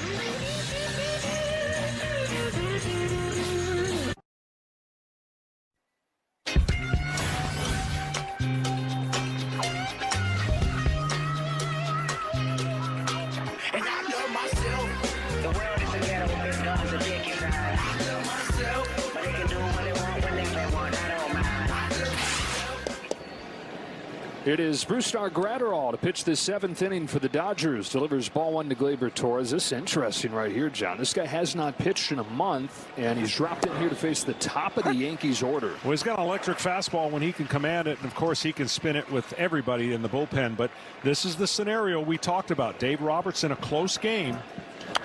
And which assets would he go to either keep it close to let his offense catch up, because these are the kind of games that they weren't involved in. And the reason it's so much worth saying is because the bullpen has to pitch a full game at some point. We contacted a bare hand play by Brusdar Graterol, cool as a cucumber. I don't know if you teach that, but he looks like he's in a rocking chair out there pitching in the World Series. Well, he pitches like he's in a rocking chair, and if he drops this ball right here, you're not going to get too many praises coming from your manager. So good thing he caught it. Nice. And threw it to first with no issues. Missed a lot of this season with a shoulder issue. He comes back and in his first game injures his hamstring. They said that his year was done. He makes this crazy recovery from that, but then gets hurt again. This is first game since September 24th. And it's not just in the World Series, but it's Torres, Soto, and Judge at the top of the Yankees order. Ultimate wild card here for Dave Roberts.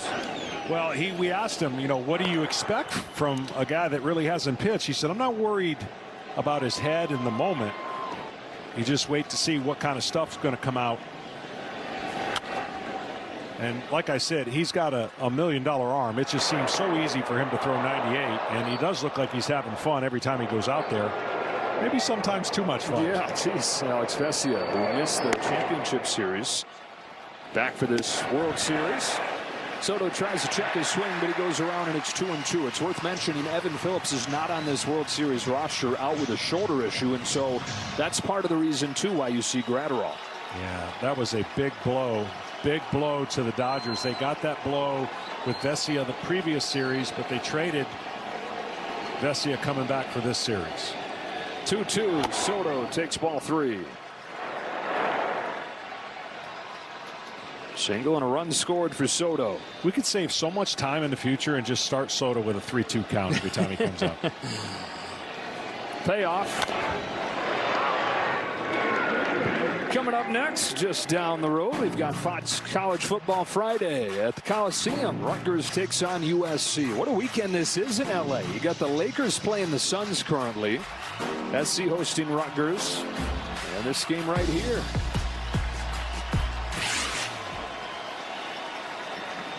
Another payoff. Soto pops it up. Tommy Edman with an easy play. 2 up and 2 down for Gratterall. Well, if tonight's game ends in a walk-off, Capital One will donate an additional $10,000 to the Jackie Robinson Foundation as part of the Capital One walk-off program. To date, they've donated more than $1 million to the foundation to support its programs and initiatives. I'd be careful on a first pitch fastball to Judge here from Gratterall.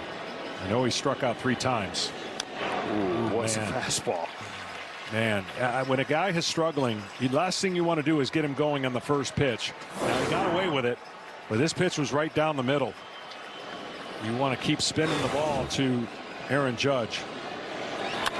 Yeah, shot through the middle, base hit on a fastball. Yeah, that's just not being in the moment right now because you missed a lot of time and paying attention to how the other hitters were getting him out.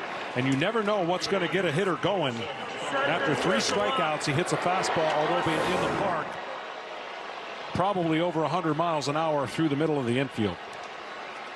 You know, as overpowering as the stuff seems for Gratterall, he's unconventional because there's very little swing and miss.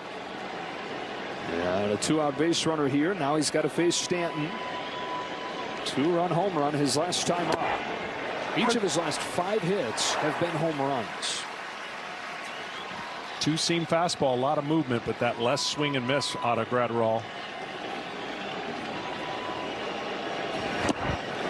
Swing and a miss right there. Brustar Gratterall, who had the #1 ERA in baseball last year, at a 1.20 ERA, injured most of this season. Trying to give him a jolt here in the World Series. His 0-2.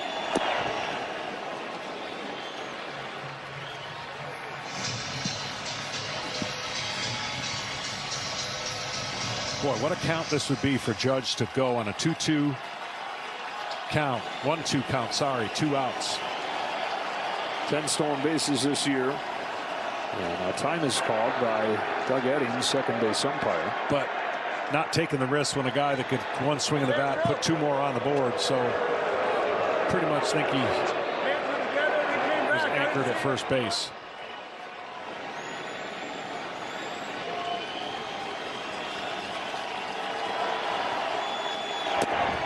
Overthrows that one. Well, since I thought it was 2-2 last time, now it is 2-2. Usually a good count if you are going to run, but no signs of that yet. Struck him out with the fastball. Brustar Gratterall, first game in a month, brings a scoreless inning and a roar as we stretch in LA. Welcome back to the 2024 World Series at Fox, presented by Capital One. Garrett Cole to Teoscar Hernandez. Strike 1. Orange Lutheran High School to UCLA to the World Series at Dodger Stadium, and man, has he been good. He really has. Ever since the first inning, it has been electric stuff, and he's turned it up when he needs to, and he's mixing in that curveball. Talked about the curveball being such a key because of the elevation of his fastball. You want that separation from the top of the fastball down to the bottom of the breaking ball. He can mix in his slider, which he makes some adjustments on it. He left a couple sliders up, and since then, he's been on point. His 0-2 to Hernandez. The breaking pitch taken for a ball. We've seen a little bit of everything from Garrett Cole in this postseason. As you see Clay Holmes getting ready. A couple rocky starts. Had the great one in the clinching game of the division series. He's looked more like that guy tonight into the 7th. 2-2. Check in with Tom. Well, we talked before the game about the galaxy of stars between these 2 teams. How about the alignment in that last half inning? A Cy Young winner on the mound, tying run at second base, 3 consecutive MVPs coming up. Garrett Cole retired all of them on 3 different pitches, none of which was his best pitch, the 4-seam fastball, all secondary. And has kept the Yankees in front. Yeah, he's done a really good job. And again, I think he's learned a lot. It's one thing to be Garrett Cole with your A stuff and not hurt, and you can rely on just the gas whenever you want it. But he hasn't been able to do that for this year. And I think just the ability to learn how to get hitters out a different way has been impressive to watch. Hey, look, I mean, this stat kind of blew me away when I was pre-gaming this. The Yankees have a stretch now of 7 consecutive games that their starters have done something that you would have assumed there'd be a lot of this. 4 innings plus consecutive with 2 earns or less given up. Full count on Hernandez. Well, we said it off at the top, John. If these guys pitch the way that they're capable of, they don't have to be superhuman. If they just pitch the way they're capable of, this becomes the biggest advantage in this series for either side. Well, Garrett Cole setting that tone so far tonight. His 3-2 to Teoscar Hernandez is into center field and a leadoff base hit. For a guy who's had so many big hits for this Dodger club in his first year in LA. Tonight's telecast is sponsored by T-Mobile, America's largest and fastest 5G network. Dodgers finally broke through in 1955. Their only world championship in Brooklyn after the Yankees had beaten them head-to-head 5 times. Jackie Robinson steals home in Game 1, which was actually a loss. Highlight of that series came Game 7. Johnny Padres had a complete game, 2-hit shutout. That may be it for Garrett Cole. Here comes Aaron Boone after the leadoff hit from Teoscar Hernandez. Left-handed batting Max Muncy's due up. Tell you what, Teoscar Hernandez was in defensive mode in his approach, fouling off some pitches, getting one, staying flat, and getting a base hit to lead off the bottom of the 7th. He is going to make the change right here into the bullpen. Garrett Cole, 6+ innings. The pen takes over, and his family, his parents in attendance, got to be so proud as he lives his dream here, pitching in the World Series for the New York Yankees.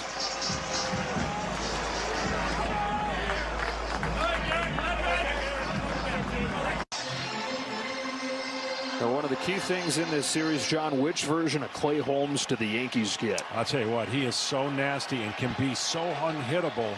And you're right. There's times where he's locked in and times where he's given up a lot of hits. Max Muncy takes ball 1, and it all comes down to that sinker. Yeah, he's got Blake Treinen type stuff for the Dodgers. You'll see him in this series.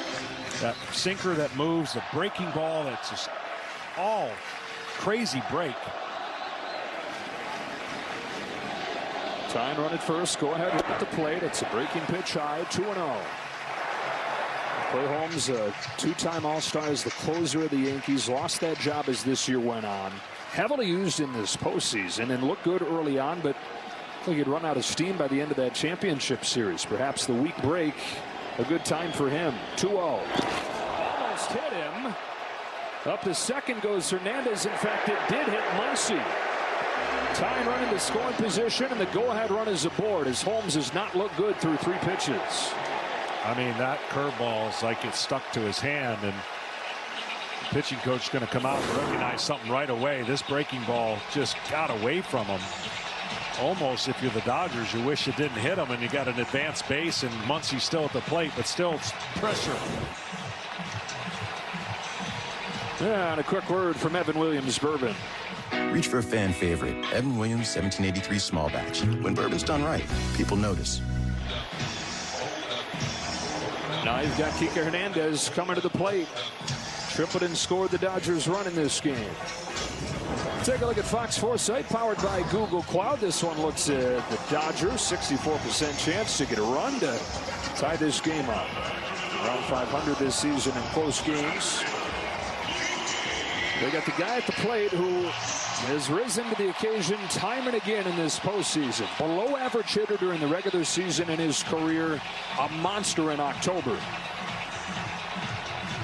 Well, it's not impossible that he squares around and bunts. Yankees certainly think so. Rizzo's about halfway to the plate.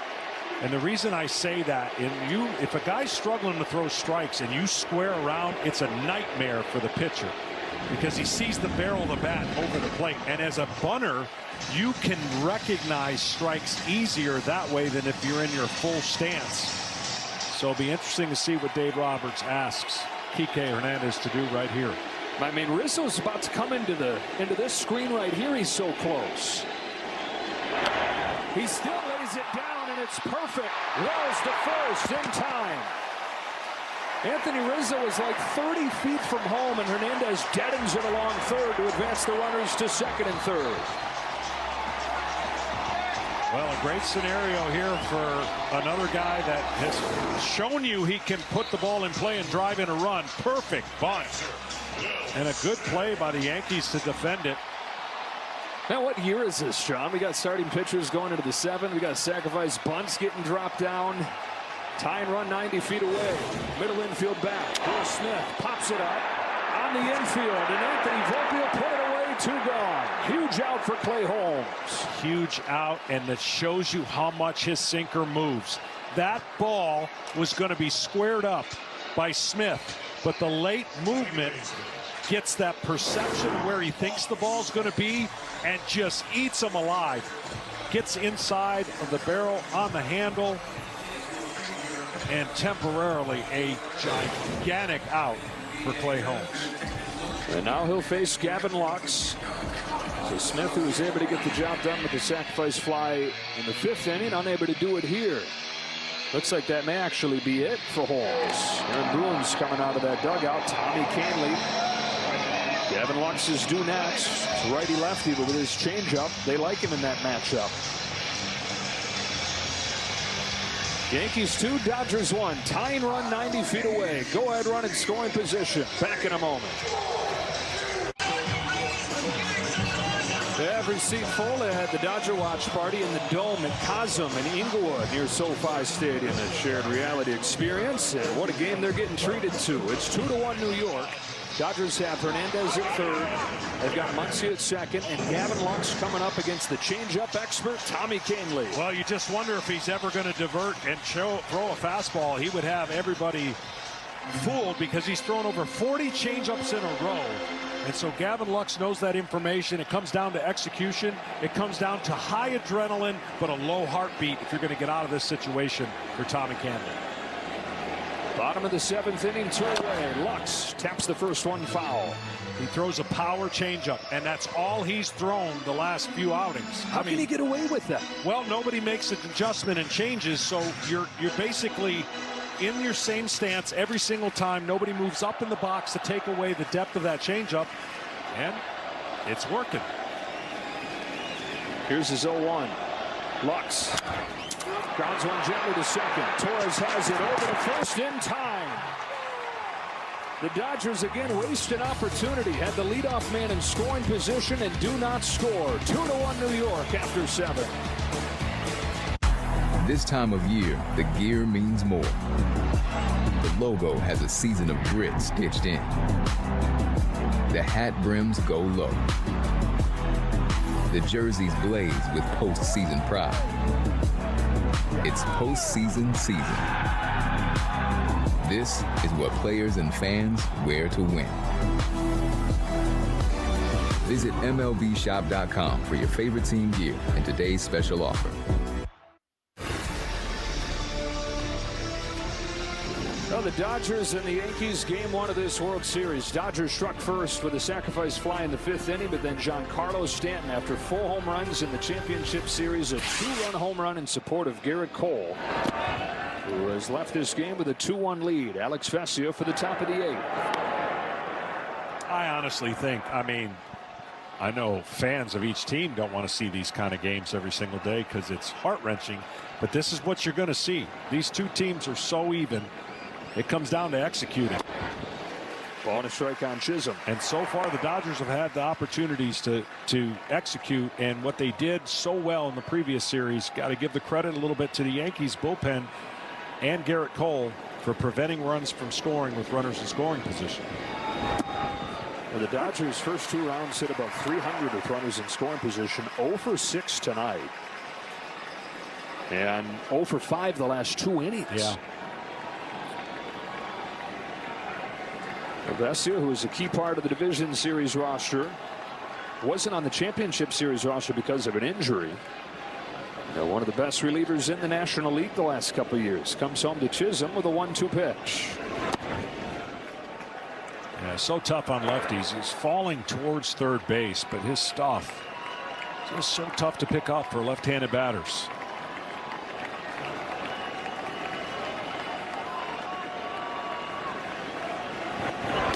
Got a fastball by him. Well, one gone in this 8th inning. And tomorrow, game 2 of this World Series. The Yankees and the Dodgers. Coverage starting at 7 o'clock Eastern. Carlos Rodon goes for the Yankees. Yoshinobu Yamamoto for the Dodgers.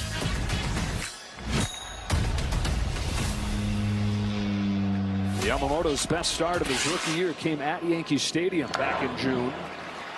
Carlos Rodon's pitched well in this postseason. Before the series shifts back to New York for the middle 3 games. Rizzo here with the bases empty and 1 away.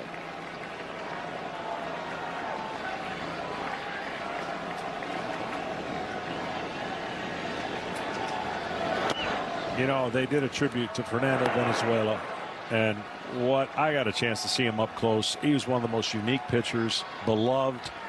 Sad to lose him the way that we have in Dodger country, obviously. Getting to see one of the greatest left-handed pitchers. He's so unique, and people don't know he could hit. Yeah. I mean, he could hit, and he comes in with a 8-0 record. Look at that. I mean, that is insane to break in to the league in 1981. Surprise starter on that opening day because several other guys got injured, so he said, yeah, I'll take the ball. And pitched a shutout. 7 complete games out of those first 8 starts. Began with that surprise shutout on opening day. It ended against the Yankees in the World Series in 1981 with that wonderful performance he had in Game 3 to turn that series. He was on short rest and threw 147 pitches on a day where he didn't have his best stuff. Gave up some runs early on in the game. And Fernando said that looking back was his most special moment. That Game 3 where it wasn't his prettiest line, but where he dug deep and helped turn that series. Well, he's so unique. He looked to the sky before he would throw, and it was really one of the first left-handed screwballs that nobody could understand or see or feel for the longest time. And he will be missed, but forever Dodger lore. Payoff to Rizzo. At the knees to get him. 2 out.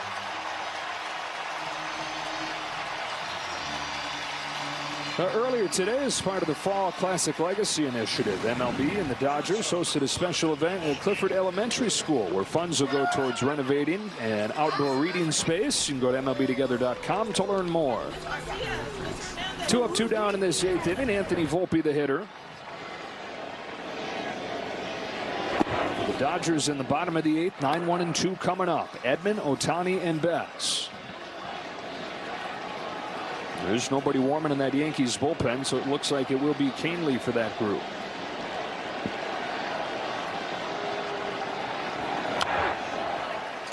One. There's nowhere to go with Vesia. 143 batting average against his fastball, 114 against his sliders. In other words, good luck. Gets both sides out, pretty much even splits. His 1-1 to Volpe is downstairs for ball 2.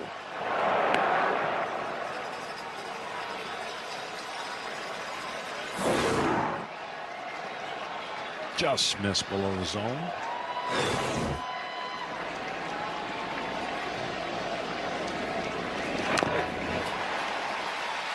Two balls, 2 strikes.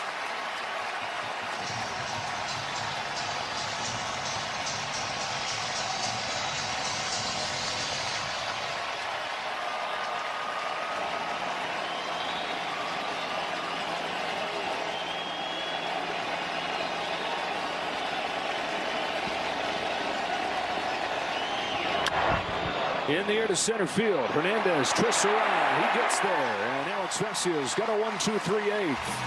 Ohtani's due up second and a 1-run game.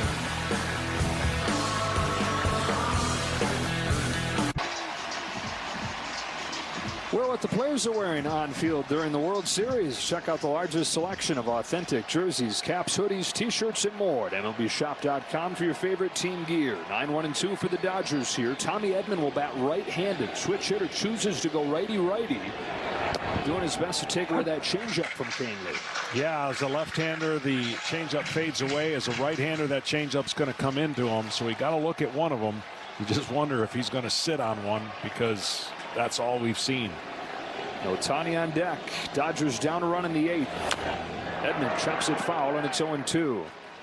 The Dodgers were so good with runners in scoring position the first 2 rounds. Last 2 innings, great chances.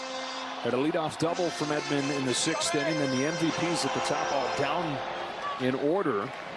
Yeah, the first 2 on last inning. Successful sacrifice, but stranded at 2nd and 3rd. This next changeup really should be nowhere near the strike zone. It should start low and see if he can get Tommy Edman to expand the zone down.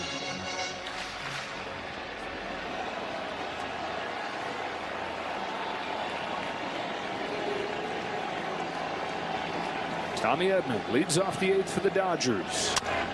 Bounces one towards the middle for Volpe. And they got away with it. That was right down the middle, but he grounded it straight into the ground. And here we come, the matchup that everybody's looking forward to. Ohtani trying to tie it up for the Dodgers. And Canely throwing changeups. Yeah, you know what you're going to get. He's faced him a couple times in his career. He's 0 for 2. Ohtani in his first World Series game. Takes a changeup. Ball 1. 0 for 3 today. He's got Mookie Betts waiting behind him.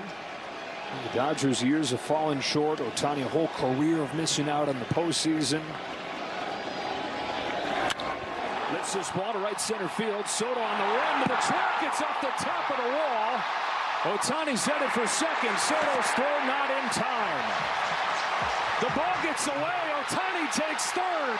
90 massive feet. Just misses a home run. It's a double, but then he takes third as the throw kicks away coming into the infield. Well, he gets a changeup up in the zone, and you mentioned it, just misses. This ball bounces right into the glove of Soto, and it looked like he had a little trouble right there getting it out.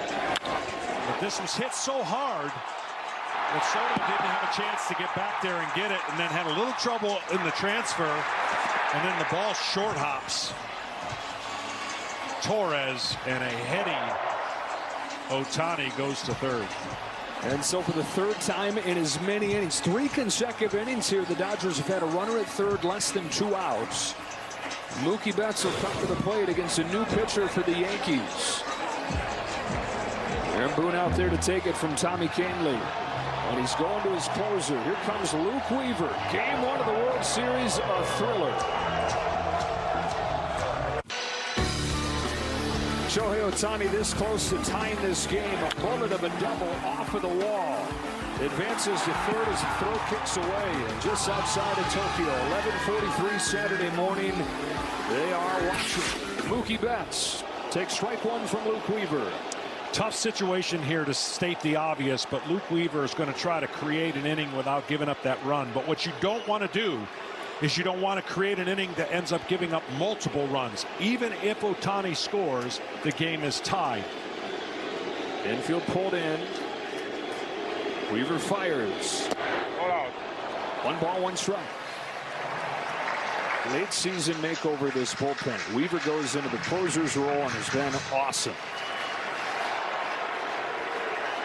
Tying run here in game 1, 90 feet away. 1 ball, 1 strike on Mookie Betts.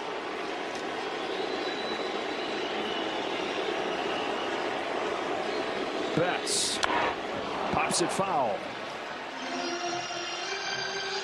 The first pitch might have got a call and set up the rest of this at bat. It was low. Mookie thought it was low, and the strike call gave a break to Weaver. The difference with Weaver and Canely, they have a changeup that are both great, but Weaver will throw the fastball and he will mix it up to create stress for the hitter. looking for a strikeout. Here's his 1-2 pitch. Betts lines it to center field. It's George to pull it in, but it's tied as Mookie Betts drives in Shohei Ohtani. On a pair of sacrifice flies, the Dodgers have just enough. Tied at 2 in the 8th. Well, that low fastball that got called for a strike. It was a low changeup that Betts went down to get and smoked it to center field. Great at bat. And this pitch down, but see how he keeps his head down. And Betts pumped up. Game 1 of the World Series. One of the great duos in the game combined to tie it at 2. Freddie Freeman.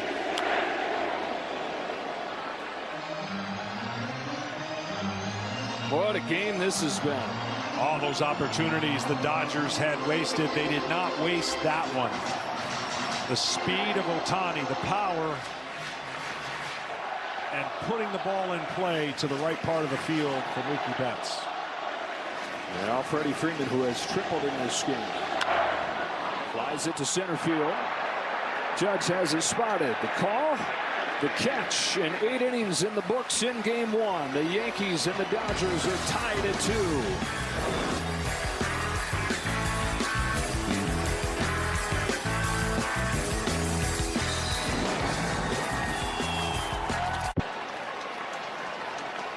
An error moved Ohtani up to 3rd, and then Mookie Betts tied the game with a sacrifice fly. 2-2 to the 9th, and Michael Kopech, who's another one of those high risk, high reward plays here. He can be wild. Misses with the first pitch. RPM early, fastball 100 miles an hour, but can he get it down? He comes into the game. Sometimes it's locked and loaded, and he's untouched.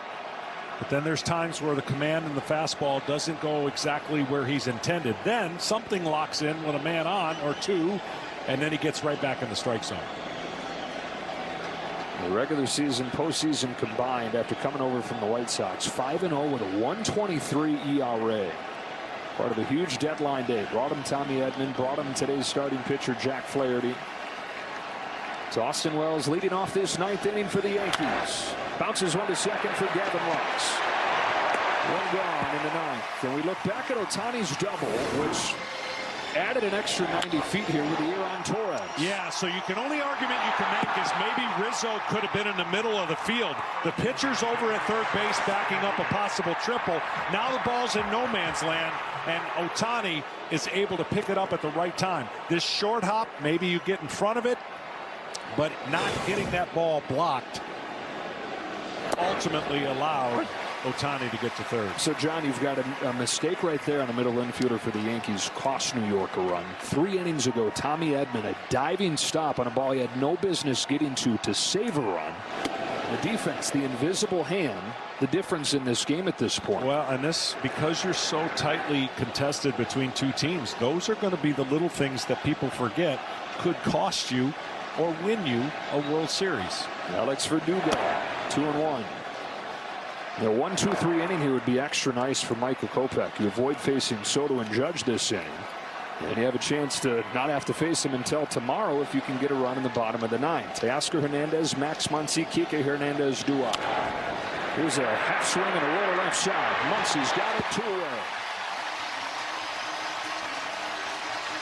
So we showed the error at the bottom of the 8th inning. Top of the 6th, Tommy Edman with 2 outs. This diving play to keep Jazz Chisholm from coming in to score. Yeah, normally the base runner gets that head start with 2 outs and keeps going around the bag. But good third base coaching, keeping him at 3rd, and great infield defense, keeping the runner from scoring. Back to the top in Torres. 2 gone and a tie game in the 9th. In ball 1 from Kopech. Gleyber Torres, I mean, what a roller coaster of a career he's had. He broke in those first couple of years, 21 years old, an all-star. And then years of hearing trade rumors, just barely hanging on, but surging here in October. 1 ball, 1 strike. You cannot have a big swing against Kopech. You will not hit the ball, meaning the bigger the swing, the harder you're trying to hit it. It just doesn't work well with a 100-mile-an-hour fastball up in the zone. You've got to be short and quick and let his power be your help you out as a hitter. Because if you try to generate that power by having a big swing, you're going to miss the ball. You're going to be underneath. The fastball has an illusion that it rises out of Kopech at times. Here's his 2-1. Gleyber Torres lifts the fly ball to left center field. Headed deep there. It is gone with some help from a fan. They're going to call that fan interference. He reached over, and immediately the call from the left field umpire, Chad Fairchild. So instead of a home run, they'll place Torres at second. They'll review it. It's close, but it's going to probably stand, as that ball would have hit the top of the wall. And here's a scenario now where Dave Roberts will be forced to make a decision, and he's probably going to walk Soto, if this stands, and face Judge. So they'll take a look at it. Of a potential home run. The call on the field is fan interference, and the batter was awarded second base. All right, so that is the call on the field. That guy's just making a reaction, reaching there, catching, and then he froze, and he's like, oh my goodness, what have I done? Well, the one thing about technology, I guess, with StatCast and everything, you can kind of find out how far that ball was going to go. Yeah. If you need a tiebreaker. Yeah, we have the would have been a home run in Name the Park. Well, would have been a home run in Dodger Stadium. Replay review presented by Zoom. But here's what Dave Roberts is going to be faced with if this call stands, and it's a man on second. He's not really, I don't think you can pitch to Soto. Pick your poison. He's got Blake Trinan warming. Kopech in the game right now. He's got Trinan warming. Kopech better against lefties. And again, the call on the field is that this is fan interference, and I just don't know if you can. There's enough on video there to overturn that. So it looks like the Yankees are going to have Torres at second, and the score will stay tied at 2. After review, the call on the field has been confirmed. There was spectator interference. The runner is placed at second base. That's excellent work by that umpiring crew to have that in real time. Chad Fairchild out there in left field with the extra couple umpires in the postseason right on top of it. So let's see, with Soto coming to the plate. It's an easy decision. You put him out and you go on a Judge. It's not even a decision. Soto that sent the Yankees into the World Series with his pennant-winning home run in Game 5 against the Guardians. And Judge is in the dirt circle at the same time. He didn't even put the 4 fingers up there. He's so sure. Dave Roberts will make the change and go Trinan against Judge. We've waited 43 years for the Dodgers and the Yankees to face off in the World Series again, and it has been worth the wait here in Game 1. Tied at 2. Go-ahead run in scoring position, and Aaron Judge in his first World Series at the plate with a chance to be the hero. Well, those of you that are tuning in to watch Rutgers and USC, you can flip over to FS1 to watch the beginning of that game. And then when we wrap up here at Dodger Stadium, we'll get you to that one just across town here in Los Angeles. This close to the Yankees taking the lead. For a moment, it looked like they had, but it's spectator interference. The right call as he reaches out over the boundary. Not the first time the Yankees have been involved in one of those calls. Jeffrey Mayer, 1996 Championship Series, a Yankee legend, helping Derek Jeter get a home run, and that call stood.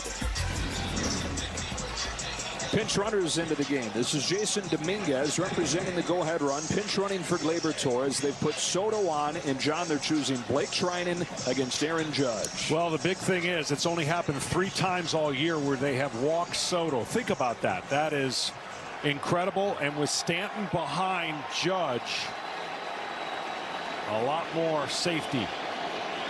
2-2 game, 2 gone in the 9th. Aaron Judge, strike 1 from Blake Trinan, who's been the best reliever in baseball for the last 2 months. Yes, and he's going to throw a lot of those breaking balls. It's a frisbee breaking ball with incredible sink to his fastball. Here's the 0-1. Strike 2.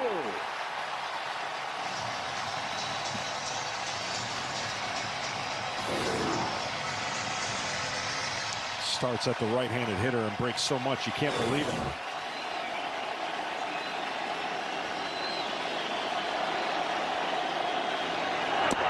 3 consecutive breaking balls. 1 ball, 2 strikes. The Yankees have gotten here without Judge doing a whole lot, but it does feel like it's a matter of time before he has another moment. If the Yankees are going to win this whole thing, he's going to have a say in it. 2 on, 2 out in the 9th. Pop foul. Had one to hit right there. Oh, he did have one to hit. And again, when you're a little bit off in your timing and they're pitching you as tough as any batter in baseball right now, you just can't afford to miss those pitches. Now, on the flip side, he's seen enough of those breaks in a row. The more this at bat lasts, the better it gets for Judge, unless Trinan sneaks a fastball by him. 1-2 comes home. It is a fastball, and it's popped up. Left side of the diamond. Tommy Edman sends this game to the bottom of the 9th. Trinan comes on and gets Aaron Judge, Teoscar Hernandez, Max Muncy, Kike Hernandez, all dreaming of being the Game 1 hero.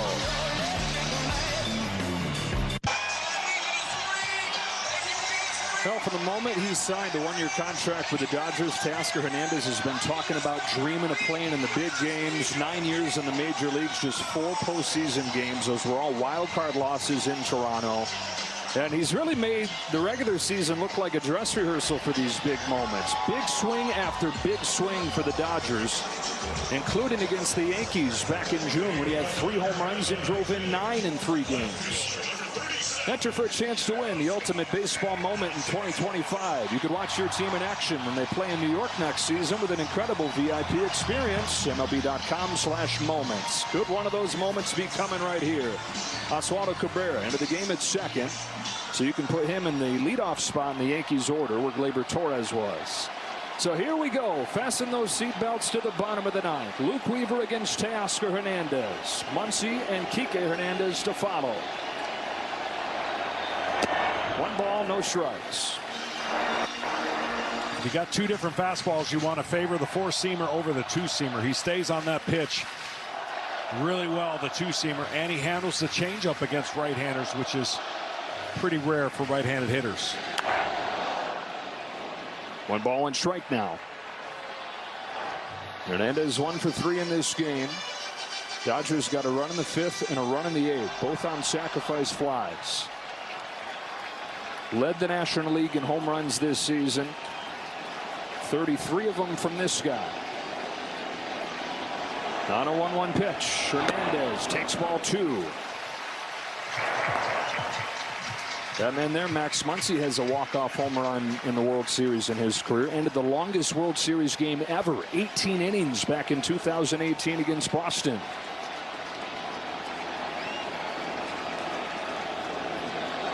On a 2-1, Hernandez fouls it off, and it's 2-2. That fastball catches a lot of the play, but guys just don't pick it up. Well, he's got a sneaky delivery where it looks like it's not going to come out like that, and then you couple that with that changeup right off the fastball, which is the equalizer for left-handed hitters. But he has been outstanding since going into this role. Maybe the most unlikely guy when you think about their roster and what they had created, but timely for Aaron Boone that he found a hot guy at the end of the game. 2-2, bottom of the 9th. Teoscar Hernandez leading off for the Dodgers. Weaver throws. A shot to right center field, but Soto's there. Wow. And here's Muncy. 2018, longest game in World Series history off Nathan Eovaldi. I remember it well. Yeah, I bet you do. One of his 13 postseason home runs. That's tied for the most in Dodger history. And he faces a guy here in Weaver that he's taken deep 3 times before.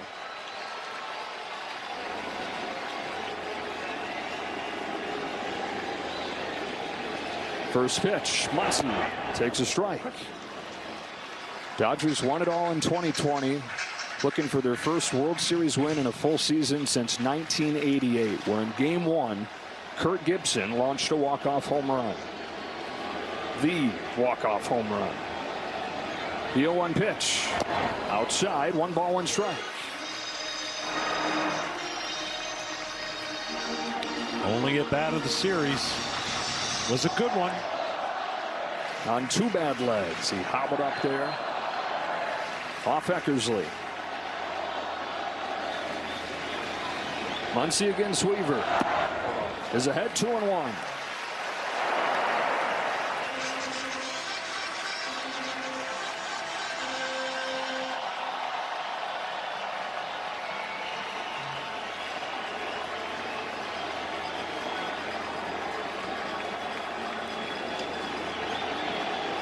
On a 2-1.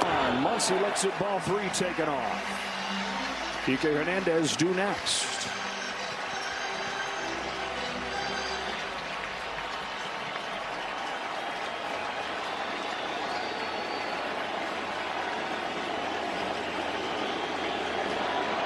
The pitch. A pop fly into shallow right center field. Cabrera, fresh into the game, is under it 2 away. What a 3-1 pitch. A changeup that looked like a fastball. That he got the pop-up against a home run hitter. That was a great pitch under circumstances. There's the grip. It was a high one, but the change of speed is all he needed to fool Muncy, and you could just tell.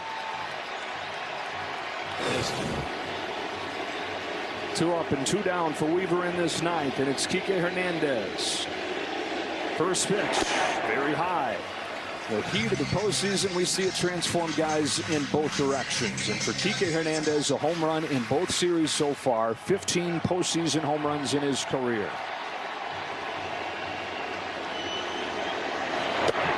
One ball, 1 strike. If Weaver gets this thing to the 10th inning, Yankees have Stanton, Chisholm, and Rizzo due up. I mean, he relies on his fastball and that changeup.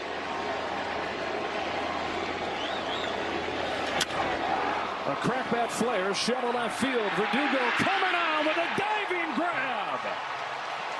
Alex Verdugo continues to sparkle defensively. He finishes off a 1-2-3 9th inning for Luke Weaver. And game 1 of the World Series needs extra innings to decide it.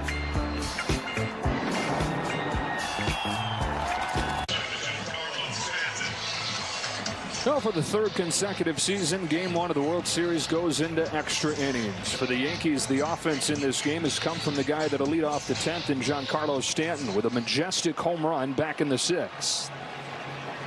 Blake Trinan stays in after he got Aaron Judge to get out of a 9th inning jam. And here we go with the 10th. Strike 1 with that video game slider. Home run for Stan, his 17th in the postseason in his career. It's been unstoppable in October. Geez, oh Pete, so you got the slider breaking one way and then the sinker coming back like that. Good luck. Well, and that's why he's so tough. I mean, experienced guy, been through this before, covers both sides of the plate, and has the hitter completely guessing. Home with an 0-2. Strikes him out. The sweeper breaks 15 inches on average one way. The sinker breaks 16 inches on average the other way. It's just a guy who knows how to manipulate the baseball, and certainly for the Dodgers, you know, they don't want this game to go much longer. Of course, they want to end it as quick as possible. This will be the last inning for Blake Trinan. 1 away, tie game, 10th inning. Jazz Chisholm's up. Takes ball 1. Dodgers have the bottom of the order due up in the bottom of the 10th. Smith, Lux, and Edman, and if they can get the 4th guy up there, that's Ohtani. Chisholm in the 5 spot. 1 out of 4 today. And a 1-0 pitch. Pulls one through, and he's got his 2nd hit. Betts hustles over to cut it off and hold him to a single. That may not look like much, but Betts cutting that ball off was huge. I mean, he got to that ball in a hurry and prevented a double.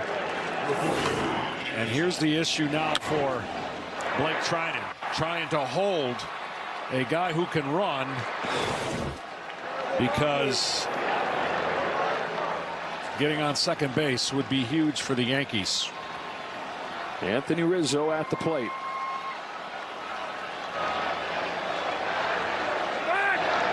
Check on right away. 8 stolen bases in 9 tries against Trinan this year. Chisholm's got great speed. Yankees only have 5 steals in this postseason. Jazz has 2 of those. Rizzo, who's 1 for 4.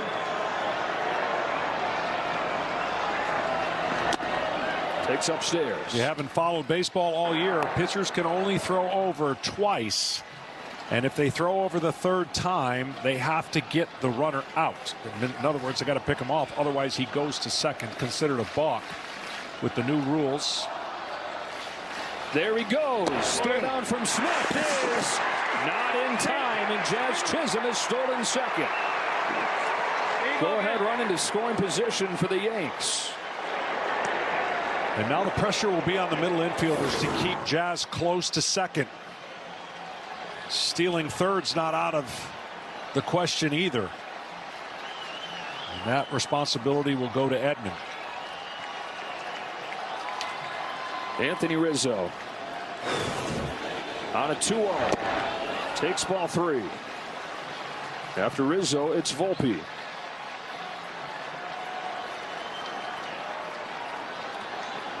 Well, both these teams have had chances in this game.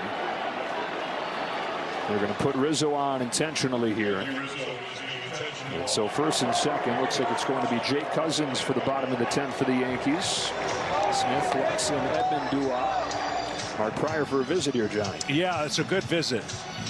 And the reason being, Volpe has really struggled against breaking balls. That front side's opening up again. So I would think it'd be a simple reminder that you make breaking balls away. That's how you get them out. We started the night talking about made-for-movie stories with the starting pitchers. Some made-for-the-movies thing right here, too, with Anthony Volpe, who was born and raised in Manhattan and then New Jersey from a long line of Yankees fans. Like a million other kids, he wanted to be the next Derek Jeter. Well, he's the 1 in a million who's grown up to become the shortstop of the Yankees. The key in this situation as a hitter, you only pull a bad breaking ball, but you should go up there on a breaking ball thinking center to right center. What that allows you to do is track the ball longer and keep the barrel in the bat. If you try to pull that pitch, the break is absolutely impossible for that barrel to make the contact unless it's a hanger in the zone. 8 of his 9 hits in this postseason have come off fastballs. Chisholm singled, stole second. Rizzo put on intentionally. And the game on Volpe's plate. Tied at 2 in the 10th. Trinan throws. Volpe takes a breaker for a strike. That first move, again, you just watch the hip, and as a pitcher and catcher combination, you're going to watch how he's reacted to the previous pitches, and then you really don't need to deviate much. Keep making those kind of pitches and see if he can make the adjustment. Great speed at second. Go ahead run. Trinan will take a peek. Arms for the Dodgers in the outfield. Decent in left in Teoscar Hernandez. Good in center in Kike Hernandez. And decent in right Mookie Betts. They play shallow. There goes Chisholm. No throw from Will Smith. A big 90 feet for Jazz Chisholm. It sure was. You had Max Muncy playing back, and now stress on the infield. They're going to have to bring him in. I said he's capable of going to third, and he did. High leg kick, and really not even an offer for Max Muncy to get to third. Go ahead run at third. 1 gone in the 10th. 1-1 pitch. It's bunt shown and a strike taken.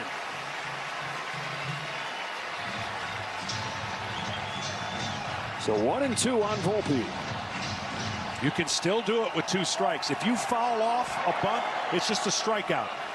But you can still recognize the pitch and still put this ball in play if he decides to square around for that safety squeeze. Indefensible if you put it down right. Infield in. 1-2 pitch. He was going to swing away, took a breaking ball outside, and it's 2-2. I'm just telling you, the way he's reacting to the breaking ball, it wouldn't be a bad play. With 2 strikes, you can see the break better, and you can put the ball in play. But he almost went after that pitch, which was way out of the zone. First and third. 1 gone in the 10th. Trinan looking for a K. Is 2-2. Ground ball. Diving stop. Edman can't get it out of his glove, and the Yankees take the lead. They get the out at second, but Chisholm's in to score. He singles, he steals second, he steals third, and he scores on a ball that doesn't leave the infield. 3-2 Yankees in the 10th. Went with the sinker, almost an incredible play. And right here, Edmonds says, my only chance is to turn 2, but he didn't come up with the ball clean enough. They went with the sinker after all the swings and misses on the breaking ball. And Volpe was ready. Anthony Volpe, the go-ahead RBI. Tommy Edman that close to making another spectacular play. And he's going to steal second. So he's there with a bonus run now here in the extra innings. He will steal second, or at least attempt to steal second in this at-bat. Well, the Yankees have shown off a little bit of everything tonight, haven't they? A monstrous home run from Stanley, and then here the speed on the bases, which is something they've lacked in recent years. But they get that from Chisholm, getting him at the deadline, and he's in to score as Volpe puts it in play. Again, going back to the stolen base to third. That was such a big play because now it put Dave Roberts' infield in. That would have been a routine ground ball double play, of course, if they were at least halfway or all the way back. Austin Wells, there goes Volpe first pitch, and still not in time. Yankees running wild, 3 steals in this 10th against Trinan. In the postseason, when the pressure is at the greatest, you can't shy away from doing something that the other team gives you. In this series, there are a lot of pitchers who cannot hold runners. You must take the extra base because that just adds to the narrative of pressure. And now a bloop or a single gets you an added run. From the catcher Wells, who's 1 for 4 today. 6 of his last 78 back to the regular season. On an 0-1. Takes high.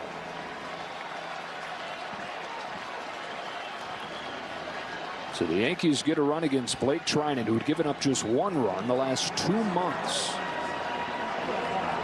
This is what they did against the Guardians, too. Got to that bullpen. That was one of the best bullpens in baseball all year, statistically the best, and the Yankees turned that season against that crew. Just to remind people how important this game is for the Dodgers and the Yankees, the Dodgers have used a lot of resources. If they come back and win, it's all good. If they don't come back and win, those resources have to be pushed to the limit. Strike 3 taken, but the Yankees have taken the lead. Jazz Chisholm steals 2 bases and comes in to score. Dodgers down a run to the bottom of the 10th.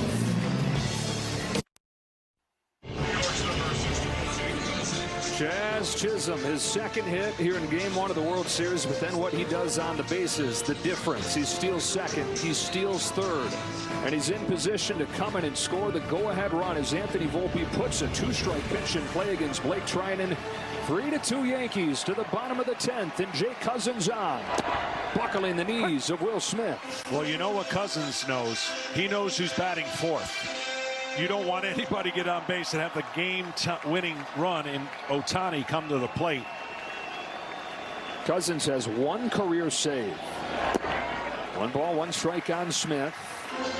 It's a guy who was cut loose pretty much by the White Sox. Wound up being the worst team in baseball history. Yankees got him for nothing. Bigger and bigger role. And now trying to save Game 1 of the World Series. His 1-1 to Will Smith. Outside ball 2. A sinker breaking ball is going to be what he's going to try to get Will Smith, who's been stubborn on really not swinging outside the strike zone too often. Nice pitch right there, 2-2.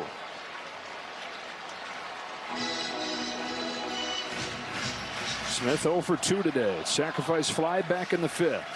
So the Dodgers have gotten both their runs. Smith and Betts both sac flies. 2-2. Poke to right. Soto. 1 gone in the 10th.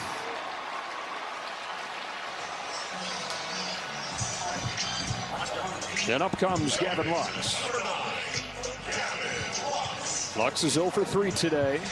Hasn't played a ton lately. He's been bothered by hip issues. In there every day in the division series, but only a handful of at-bats the last almost 2 weeks now. Well, the good news for Lux on that slider that nobody's been able to hit for Cousins, at least that ball's coming into you on a break that you might be able to see in the zone. Took the first one away. The league's only hitting 144 off that slider. That is a virtually unhittable pitch when he's got it locked in. The 1-0. Lux takes it inside, ball 2. The Dodgers, as you said, desperate to get a man aboard to get Ohtani to the plate here. Edmonds on deck. Then it'd be Ohtani. Cousins home with a 2-0. Lux takes a backdoor strike. You got a pair of left-handers warming if it gets to Ohtani. Both Hill and Nestor Cortes, who hasn't pitched in a month. The 2-1. Check swing. No swing. Ball 3. Has stayed with that pitch. He got a backdoor 2-0 to be a strike. He tried to get the swing there and held up.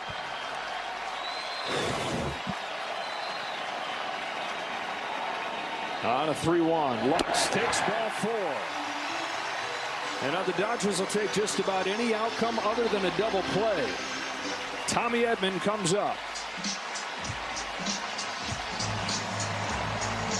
On this team that has Ohtani and it has Betts and it has Freeman, the guy coming to the plate here was the MVP of the National League Championship Series, and he's been huge in today's game defensively.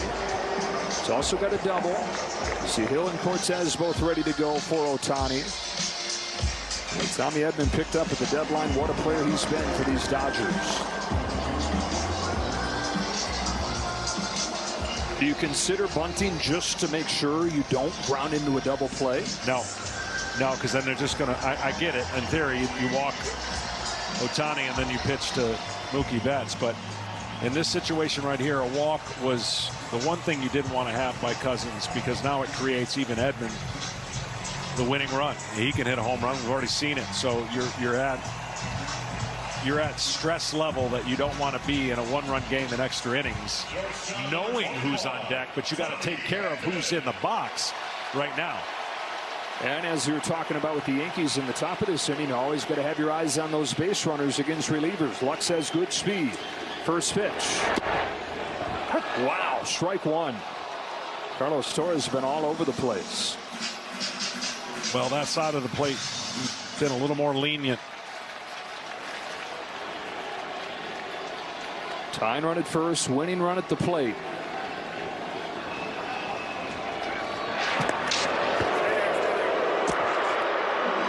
This game's had it all, man. If you're not involved in this game as a teammate, your stomach's in knots. You actually feel better when you're in the game, but when you're watching and there's nothing you can do, man, you're rooting for the best outcome, but it's a torture. On an 0-1.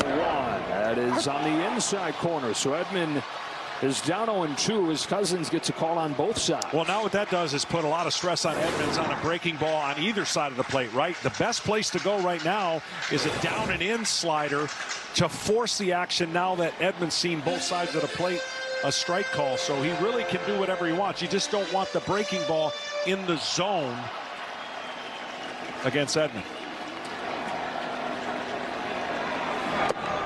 Drop slow. 1 ball, 2 strikes. And again, the best stress would have been where that fastball was called.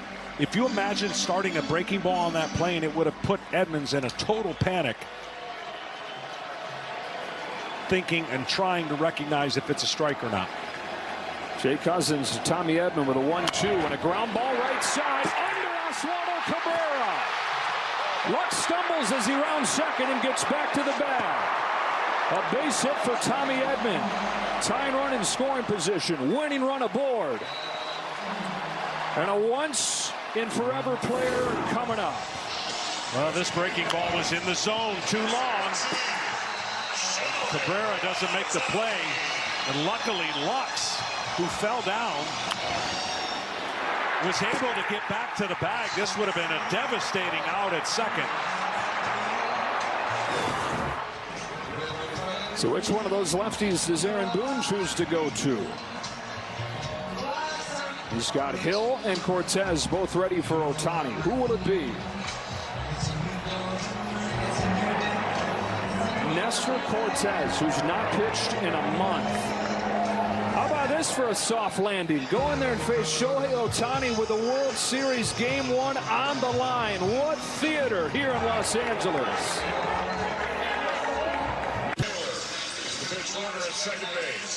John, Nestor Cortes last pitched on September 18th. They thought that his season was over, but he's rushed back from this elbow injury, knowing that there's risk with him returning, and he rushes back to face this man here, Shohei Ohtani, with a tying run at second, the winning run at first. Yeah, this is gutsy, and the guts that Aaron Boone is showing, because Nestor Cortes, a starter that is going to be in a role to get 2 of the biggest outs, and not having any action for 37 days.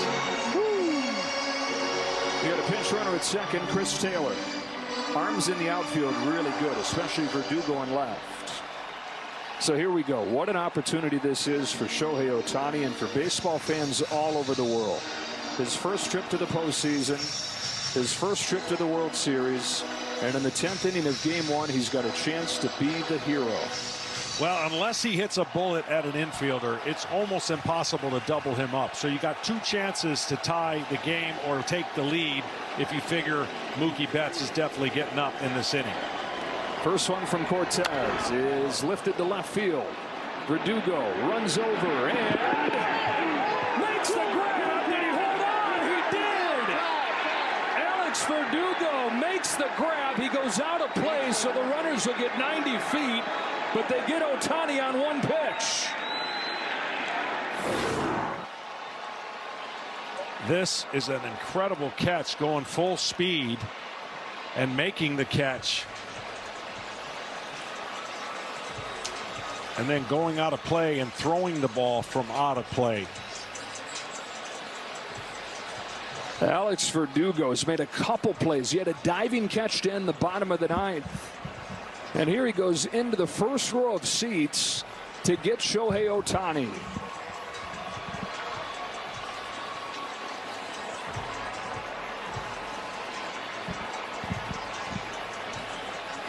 And he gets up and throws this ball in. Well, that's that ball once he's out of play. Waved off Aaron Boone and the training staff. And somewhat fittingly here, you know, with all the talk about Shohei Ohtani, you now have Mookie Betts coming to the plate, and they may put him on and take their chances with Freddie Freeman. But again, all the talk about the superstar at the top of the order. These guys, these former MVPs themselves, a lot of chances funneled to them. And the bases will be loaded here for Freddie Freeman with the Dodgers down 3-2 and down to their last out in Game 1. Well, the good news here for Dodgers is Freddie Freeman doesn't necessarily have to do anything but get a single and jog to first. But beating something out in the ground will be limited because of his ankle. Yeah, the kind of at-bat that every kid that plays baseball dreams of one day having. You tell yourself, right, all right, bottom of the 10th, bases loaded, World Series, 1-run game, Dodgers, Yankees. Reality for Freddie Freeman right here. Taylor the tying run, Edman the winning run. Cortes delivers. Freeman hits the ball to right field. She is gone! Gibby, meet Freddie. Game 1 of the World Series.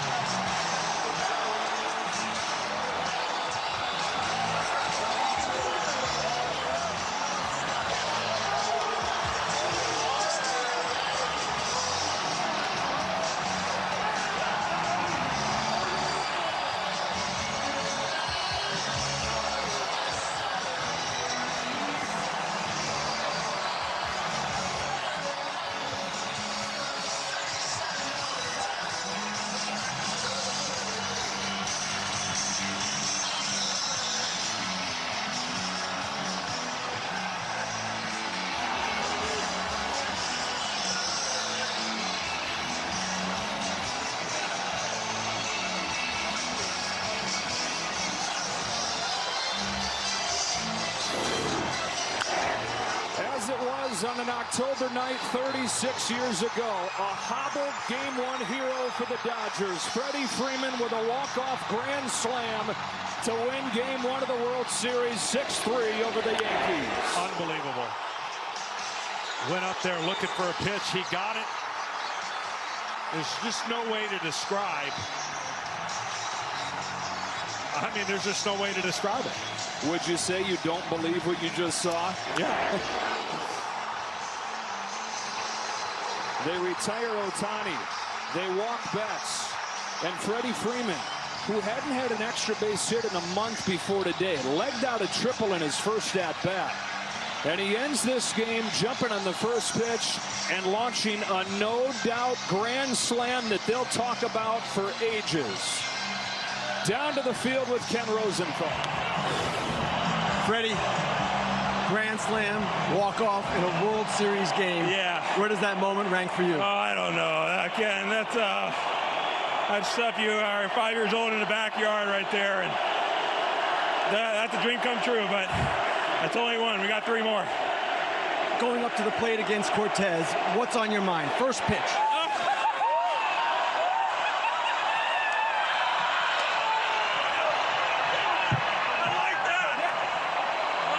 Trying to be on time for the heater. It's all you can try and do, be on the heater closer to you.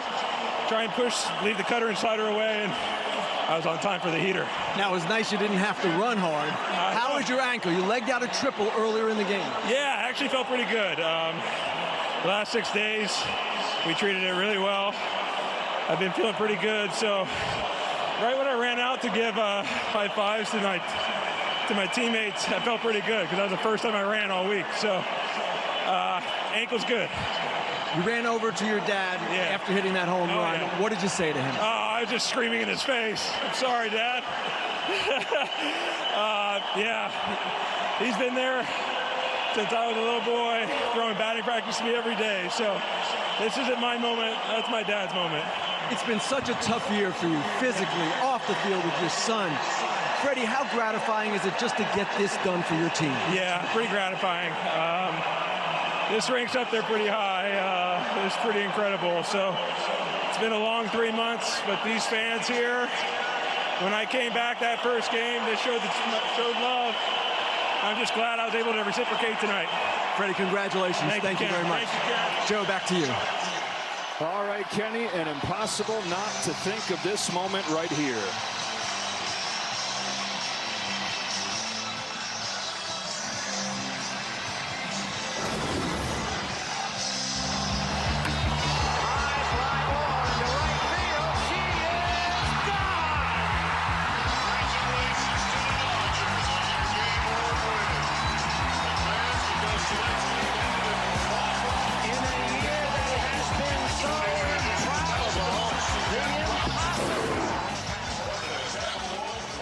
Game 1 World Series poetry. Freddie Freeman, 36 years after Kirk Gibson's Game 1 walk-off against Dennis Eckersley with a walk-off home run of his own. The Gibson had 2 bad legs. Freeman had 1 bad ankle. Could hardly even cut that swing loose for a lot of the playoffs. Couldn't put any pressure on his front foot, so he was just trying to put the bat on the ball. Aaron Boone was at Game 1 of the 1988 World Series as a fan. Him and his brother took off in like the 6th inning to get back to USC to beat the traffic. Yeah, and he probably wishes he hadn't seen that one right there, too. Freddie Freeman, elation with a walk-off grand slam. And the Dodgers have taken Game 1. All that pressure the Dodgers put on the Yankees, they sustained it until the very end. 2 outs, bases loaded.